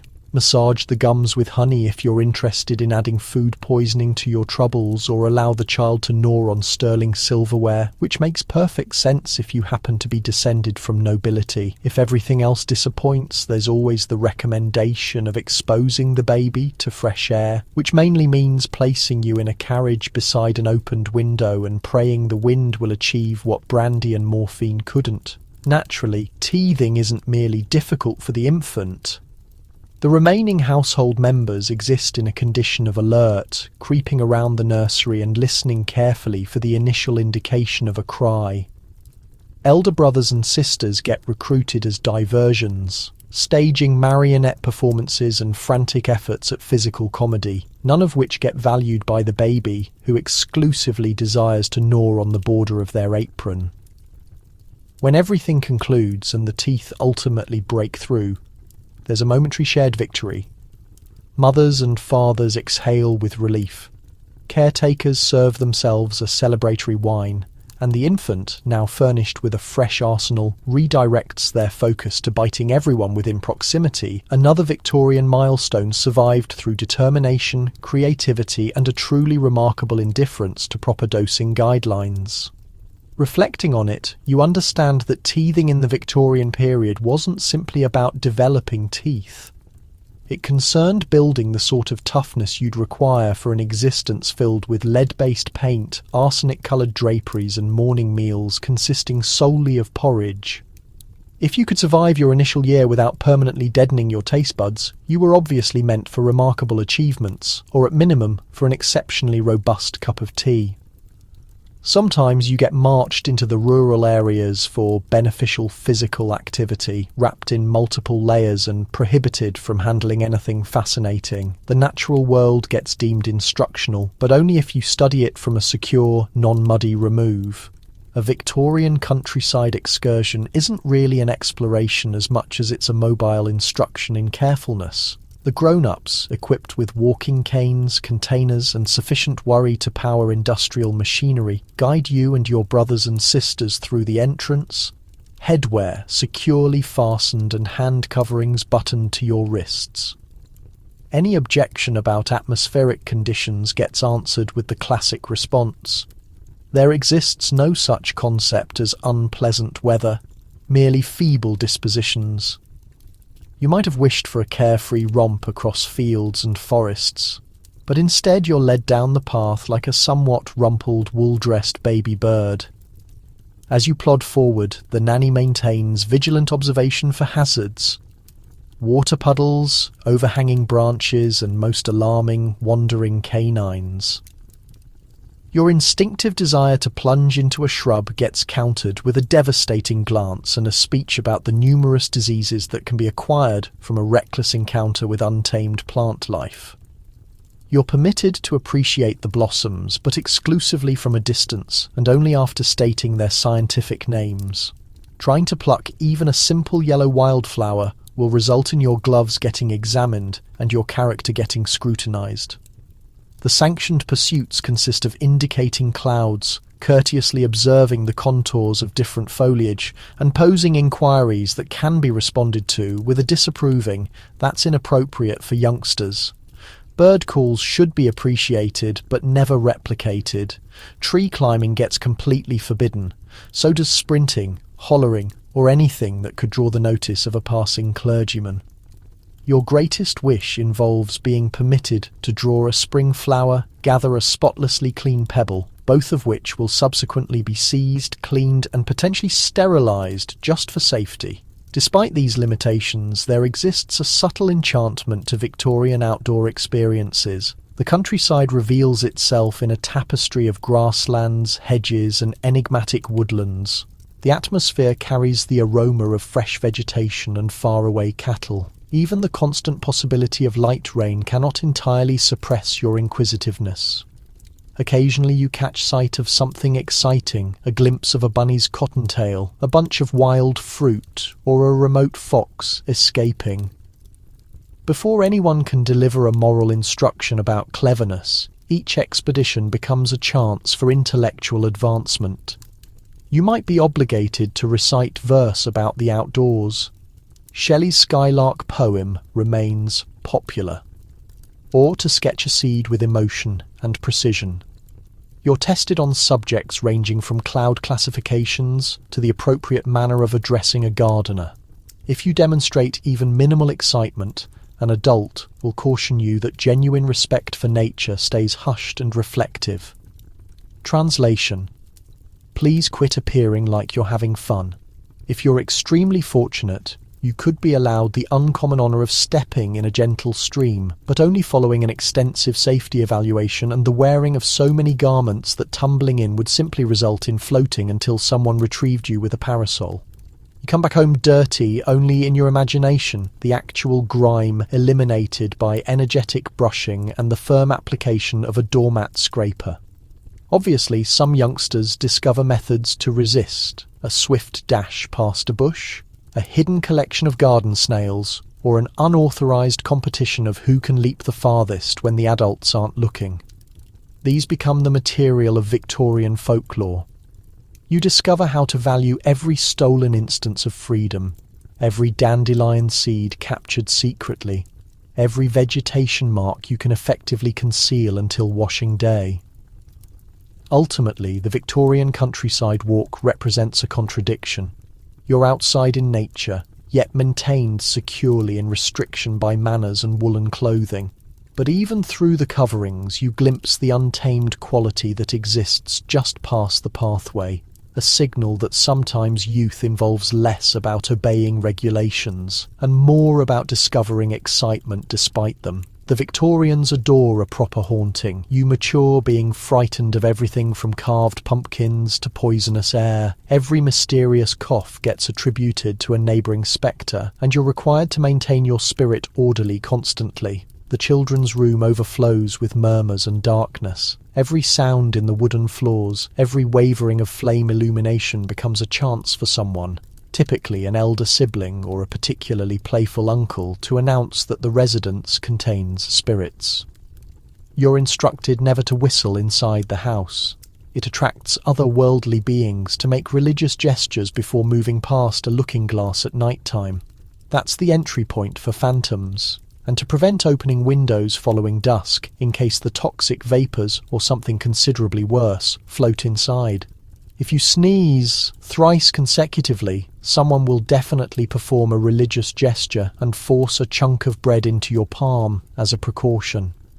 Belief in omens gets interwoven into every aspect of Victorian youth. If you let a fork fall at the supper table, it indicates a guest is approaching, quite possibly a phantom, certainly someone with dirt-covered footwear. Knocking over salt becomes a practically catastrophic occurrence. You must right away throw a bit over your left side to obscure the demon's vision. Never step across a broom or you'll remain unmarried forever.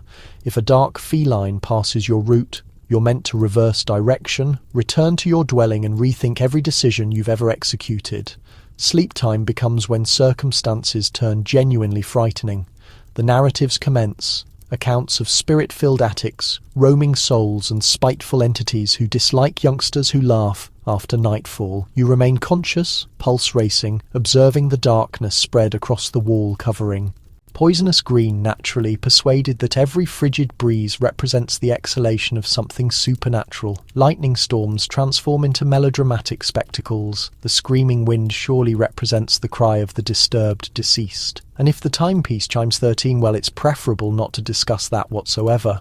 Shame and terror become companions in the Victorian consciousness. Every transgression, whether it involves taking a preserves pastry or leaving dirty tracks on the stairway covering, will certainly draw supernatural repercussions.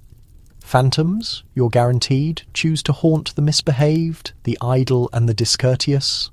You transform into an expert of apology and admission, just to be safe in case an entity lurks, documenting offences for some infernal record-keeping.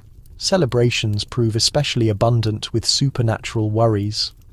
During Halloween, carved lanterns get fashioned not for enjoyment, but to frighten away the entities that supposedly roam the world on All Hallows evening. On Christmas evening, you assemble for phantom tales by flickering light, trembling not merely from temperature, but from the notion that deceased great-uncle Frederick could genuinely manifest in the entrance, desiring a secondary portion of dessert. Even routine tasks get dictated by a network of prophecies. You must mix the Christmas dessert in a clockwise direction for fortune. Never swing an unoccupied infant bed. It welcomes catastrophe. Discovering an arachnid in your footwear means either positive fortune or an indication you require new footwear, depending on which relative you consult. And if you ever have a vision of dental structures falling away, don't speak of it before the morning meal, or the entire household will be wearing mourning clothes by springtime. Yet within the terror, there's a strange reassurance in superstition. It provides a form of reasoning for the inexplicable, a method to understand drafty chambers, puzzling skin irritations, and why the children's room consistently feels colder following sunset. You recite defensive incantations, stay away from ladders, and maintain your attention alert for prophecies, attempting to traverse youth without attracting the notice of the supernatural. In the conclusion, you mature with an intuition for things that create noise in the darkness. Every darkness represents a narrative, every mysterious irritation a caution from the other side. Victorian beliefs in omens might overwhelm you with terror, but they also overwhelm your youth with excitement, ceremony, and a permanent regard for salt containers. So you wrap yourself in bedding, recite your prayers, and remind yourself, as long as your spirit stays organised and your bread stays accessible, you could barely survive the darkness, phantoms and everything. Adolescence shows up without forewarning and zero clarification. Victorian mothers and fathers manage this by disregarding it entirely, abandoning you to decipher the terrors of teenage years with merely a medical reference book and your elder cousin's horrifying accounts. One moment you're playing children's games in the nursery, and immediately you're dispatched upstairs to recuperate. For what appears like 18 months, your physical form begins to deceive you in every conceivable manner. You expand in areas that shouldn't expand, emit high-pitched sounds when you intend to communicate, and acquire a sudden humiliating consciousness of arm joints. Blemishes emerge during sleep, body hair behaves unpredictably, and you become abruptly, without any logical explanation, taller than your mother and more clumsy than a young bovine on frozen water. The authorised Victorian reaction involves saying absolutely nothing. The term adolescence never gets spoken. If you inquire of your parents what's occurring to you, they point you toward the household library where the medical reference provides useful, somewhat concerning diagrams and recommendations such as develop resilience, prevent excessive literature consumption, and bathe in frigid water daily. The volumes section on the transformation spans 3 pages, 2 of which get devoted to cataloguing symptoms that might or might not encompass strange visions, private contemplations, and episodes of giggling. Functional guidance gets distributed in riddles. Maintain proper posture, you're developing a hunch, your father grumbles. "Don't consume excessive cheese at evening meal, or you'll develop notions," announces your mother with the manner of someone sharing ancestral knowledge. Nobody clarifies what sort of notions. If you protest about fresh discomforts, you receive a medicinal drink with a title like Dr. Fortitude's Energizing Formula, which tastes like cosmetic solvent and likely contains 40% gin. Girls undergo a particularly confusing intensive course in Victorian discretion. The moment you obtain your initial package of cryptic blue strips, you recognize something's happening. If you question your mother, she merely reddens and suggests additional prayers. The household's female members become secretive and enigmatic, providing guidance like, "Never sit on frigid steps and don't sprint following tea." If you lose consciousness in public, everyone acknowledges knowingly and switches topics. For boys, the shift to adulthood proves equally puzzling and significantly more irritating. Abruptly, you're anticipated to dedicate hours to cricket, recite verse with newfound seriousness, and cease scaling trees despite secretly desiring to more than previously. Elder cousins trap you with disturbing accounts of what to anticipate, most of which feature abrupt facial hair, wrestling competitions near the stables, and the necessity to possess a cloth handkerchief constantly for unexpected situations. Your complexion revolts, your vocal cords mutiny. You develop awareness of other individuals, girls, boys, the baker's assistant, occasionally all simultaneously, occasionally with the embarrassing force of a 3-book romantic story. Romantic pursuit, per the household guide, gets best performed from a separation, ideally through correspondence and optimally in the presence of no fewer than 4 guardians and a canine. Your initial infatuation becomes an excruciating mystery disclosed exclusively to your personal journal and conceivably the household canine. The greatest obstacle of all involves managing sentiment. Victorian youngsters get trained to restrain emotions, but teenage years become a chaos of fresh sensations. Fury, happiness, shame, existential panic, all flooding through you simultaneously. You're anticipated to endure these tempests with proper behaviour, self-control, and the infrequent energetic stroll. You manage in traditional Victorian manner, suppress everything internally, compose a melancholy poem, and exhale theatrically at consistent intervals. Ultimately, you surface from the trial, wounded but more knowledgeable, with a fresh respect for secluded spaces and the capacity to counterfeit a serene exterior while experiencing internal chaos. You glance back at your Victorian youth as an era of riddles, bewilderment, and remarkably potent tea. Once you finally earn your place at the grown-up table, you grasp why everyone acts oblivious to teenage affairs. Certain matters in the grand customs of the period are simply better left unmentioned. Bedtime brings a swift prayer, a warning story about the perils of vanity, and perhaps a spoonful of sedative sleeping tonic. The dwelling groans, the gas lamps whisper, and you fade away, thankful to have endured another day. At least until the next puzzling rash emerges. The nighttime ritual in a Victorian home is a ceremony of settling down, but not precisely settling down as we recognise it now. There is no soft fade of white noise, no tales of kind-hearted bears in magical woodlands. Instead, you drop to your knees at your iron-framed bed for rapid-fire prayers, quick enough to prevent chilblains, earnest enough to ward off whatever spirits might be eavesdropping from the wardrobe. The nursery is frigid, the fire has long since died out, and your nightshirt is 2 sizes too big. Passed down from a cousin who, according to legend, once survived a case of mumps purely by wearing sufficient flannel. Following prayer arrives the bedtime story. But story is a generous description. Most evenings it's a moral lesson delivered in hushed tones by nanny or an older sibling. Warning fables of vanity, avarice, or the dreadful destiny of children who argue at the table. The lesson is always identical. Goodness is rewarded. Misbehaviour is quickly and often absurdly punished. You're told the tale of the boy who ran indoors and was struck by lightning, or the girl who forgot her etiquette and was immediately carried off by a stork. No pressure whatsoever. If your parents are feeling especially progressive, they might present a book, typically Pilgrim's Progress, or some marginally less frightening volume from the family collection of uplifting literature. You grip your book beneath scratchy blankets and try not to consider the wallpaper curling in the moonlight or the strange scent of camphor drifting from the medicine chest. The dwelling produces sounds, floorboards groan, wind shakes the window, and somewhere someone coughs in a manner that suggests they've just encountered a ghost, or at the very least, the family cat.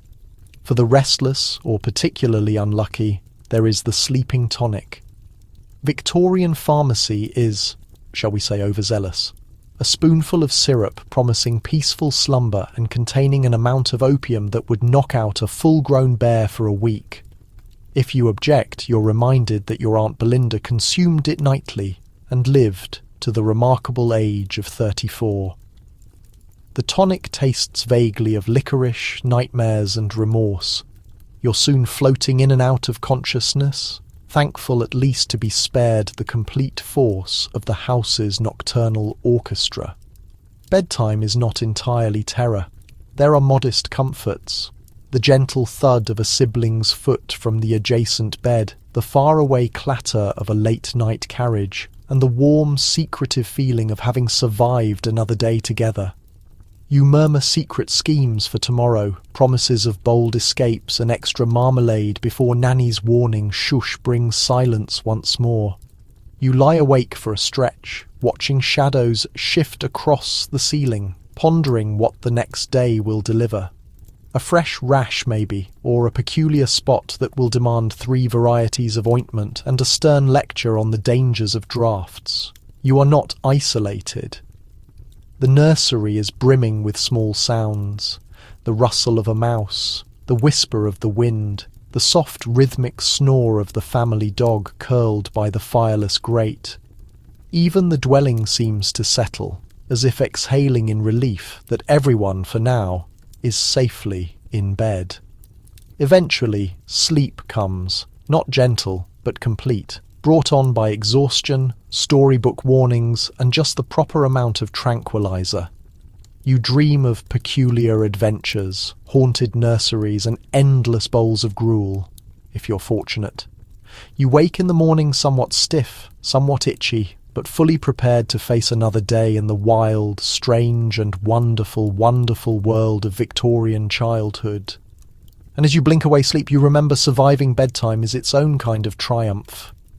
Potty training in the Victorian period is less about stickers and positive reinforcement, more about public humiliation and endless porcelain equipment. Your personal chamber pot is decorated with whimsical scenes of flowers or, if you're unlucky, moral warnings. There's no flushing, only a brisk journey to the backyard. Night soil man, whose job description includes the phrase hazard pay. You learn swiftly. Mishaps mean lectures, and missing the pot is an offence best kept hidden until the next housemaid's day off. For a Victorian child, the chamber pot is both an ever-present requirement and an object lesson in modesty. It lurks beneath the bed or in a special corner behind the nursery screen, never far from reach and always in danger of being discovered by an adult at the worst conceivable moment. Some are painted with gentle encouragement, roses, cherubs, perhaps a cheerful goose. But others bear stern warnings.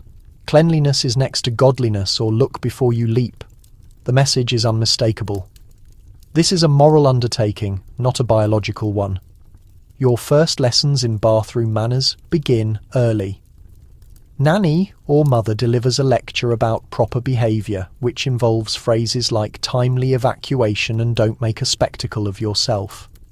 You're taught to ask politely, to avoid rushing, and, above all, to never ever discuss your business at the breakfast table. If you do, expect a chorus of horrified gasps and a punishment involving a prolonged session on the reflection chair.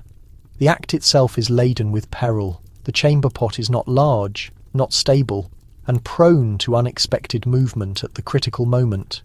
The stakes are considerable. A successful attempt brings a nod of approval. A misfire is an event requiring quick cover-up and, ideally, blame assigned to a sibling or the family dog. Housemaids grumble darkly as they empty the contents each morning while the night soil man arrives weekly, his cart rumbling through the alley, a living reminder of what happens when Victorian plumbing stops at the kitchen sink. Potty training is public knowledge in a way modern children can only imagine. Older siblings take pleasure in sharing horror stories of their own early failures, or worse still, inventing entirely new tales for your education. Remember when Cousin Edmund missed the pot, had to eat cold cabbage for a week and apologise to the entire household, including the cat? These stories are crafted to haunt your dreams and keep you alert at all costs. Mishaps are unavoidable and treated as warning tales. There are no cheerful try-again stickers, just the brisk efficiency of Victorian discipline, a change of linen, a warning glance, and a muttered reference to slippery slopes and moral decay. Your mistakes are examined at length, quietly but thoroughly, until you resolve to never let it happen again, even if it means holding out through an entire night of howling wind and groaning floorboards, in the event of a true catastrophe, a tipped pot, a late-night mishap, or, heaven forbid, a mistaken chamber in the dark.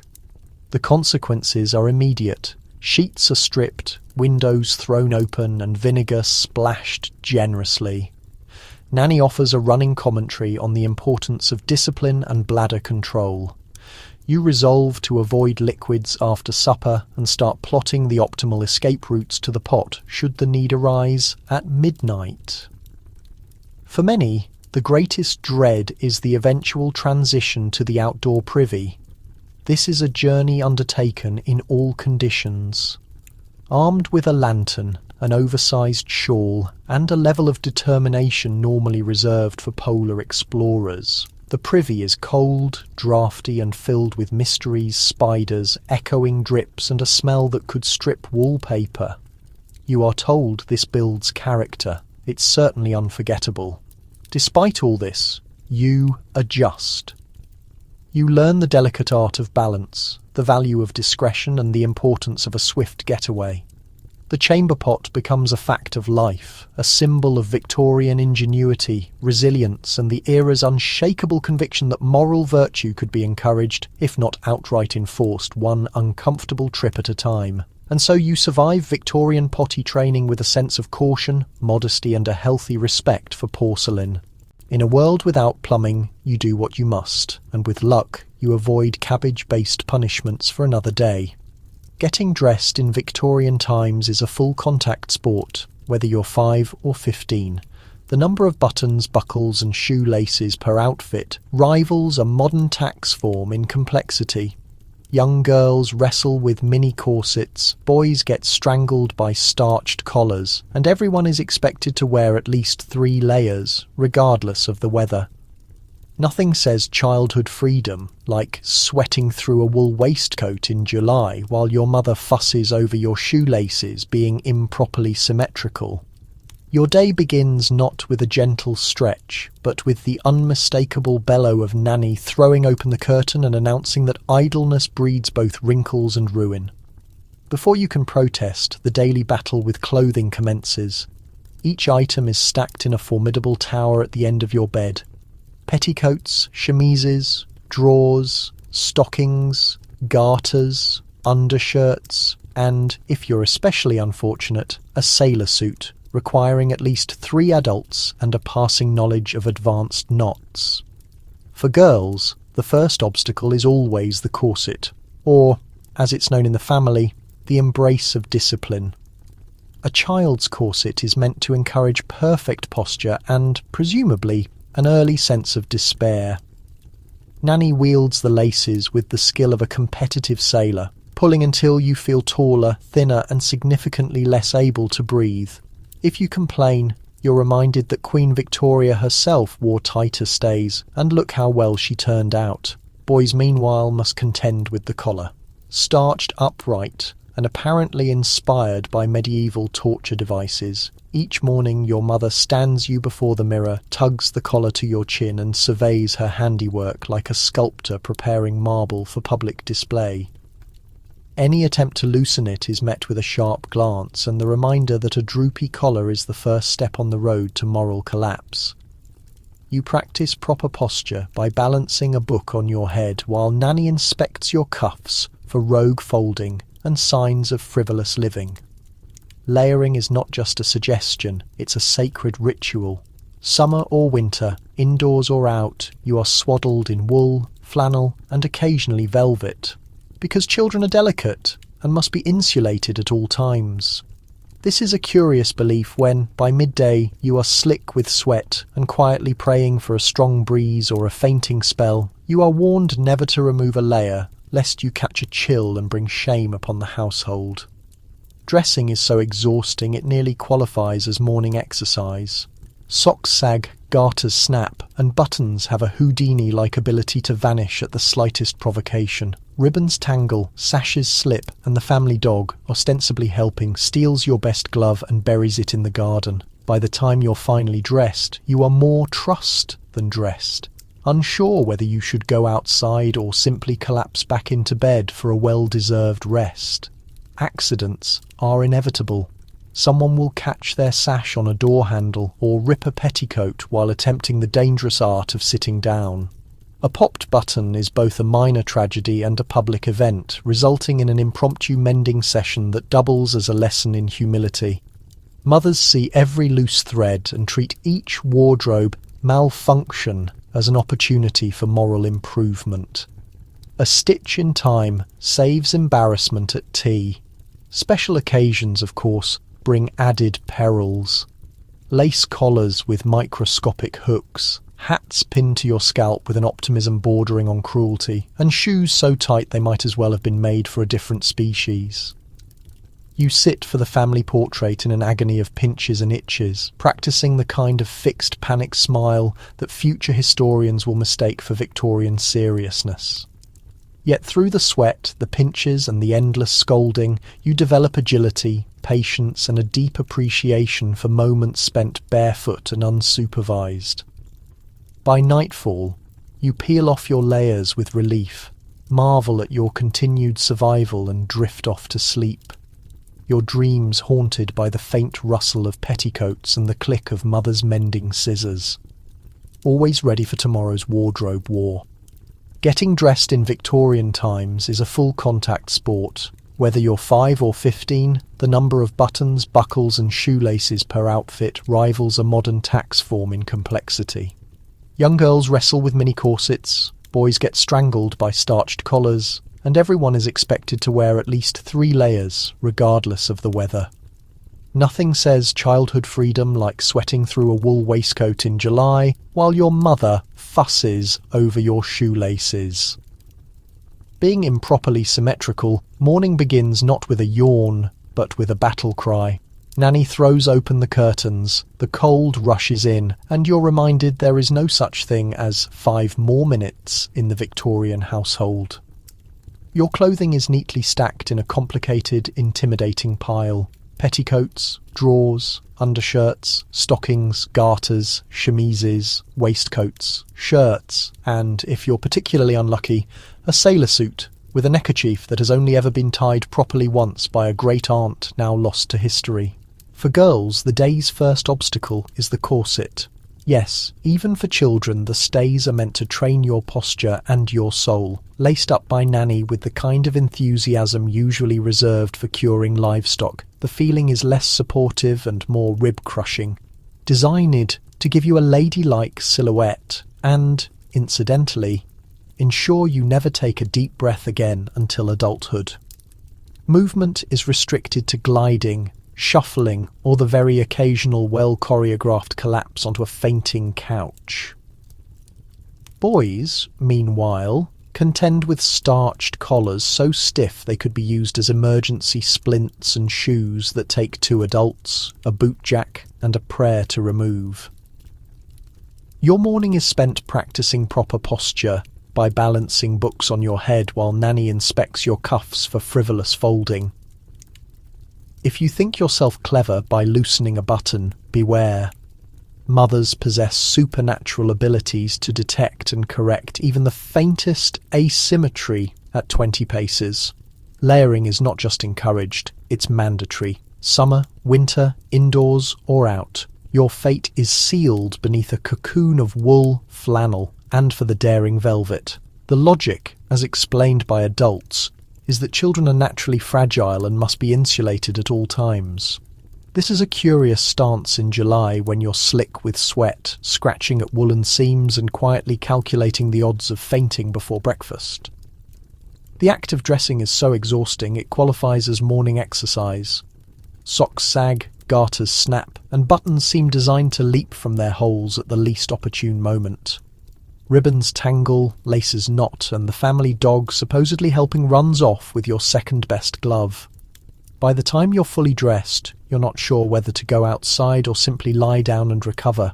Accidents, of course, are inevitable. Someone will trip over a too long hem, or get a sleeve stuck in a door if you rip your petticoat or lose a button before lunch. There's a very public mending session with Mother, who treats every wardrobe malfunction as both a teachable moment and a minor tragedy.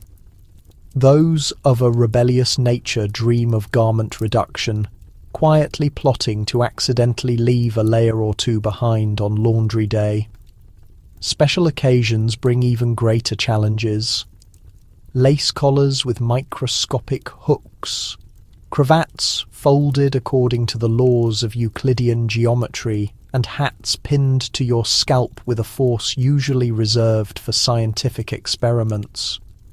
Woe betide the child whose bonnet is crooked, whose sash is askew, or whose boots are muddied by honest play.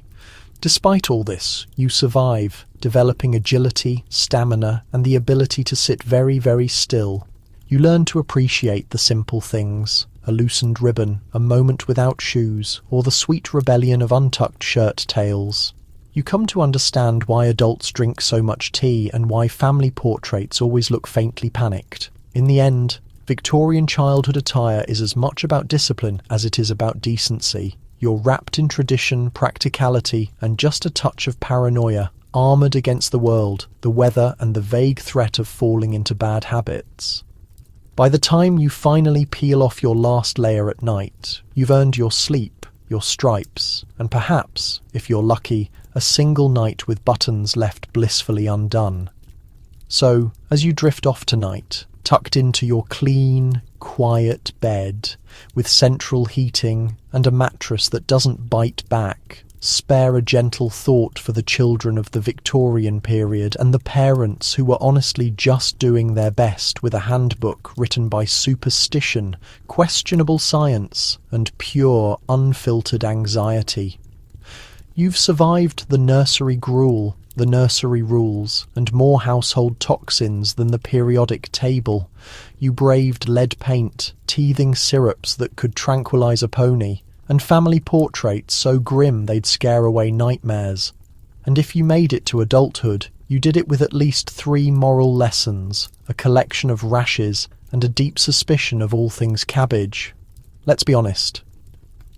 Victorian parenting might have been well-intentioned, but it was also bizarre, bonkers, and occasionally borderline criminal. Yet somehow, through all the discipline, dubious medicine, and layers of woolen underwear, families managed to stick together. Children grew up tough, creative, and equipped with survival instincts that would put a modern prepper to shame. Tonight, as you listen to the soft hum of your fan, maybe whisper a quiet thank you to your own ancestors who survived calomel, cod liver oil, and a childhood where fresh air sometimes meant dangling in a wire cage above the street. History can be brutal and ridiculous, but it's also proof that people are stubborn, hopeful, and always inventing new ways to get through the day. So relax, breathe easy, and let go of whatever small modern worries you carried to bed. Because right now, there's no laudanum in the medicine cabinet, no arsenic in the curtains, and nobody's insisting you finish your liver pudding. Just the comfort of the present, the luxury of safety, and the quietly heroic absurdity of those who came before. Sleep well, and may your dreams be free of nannies with moustaches and lead-based wallpaper. Good night.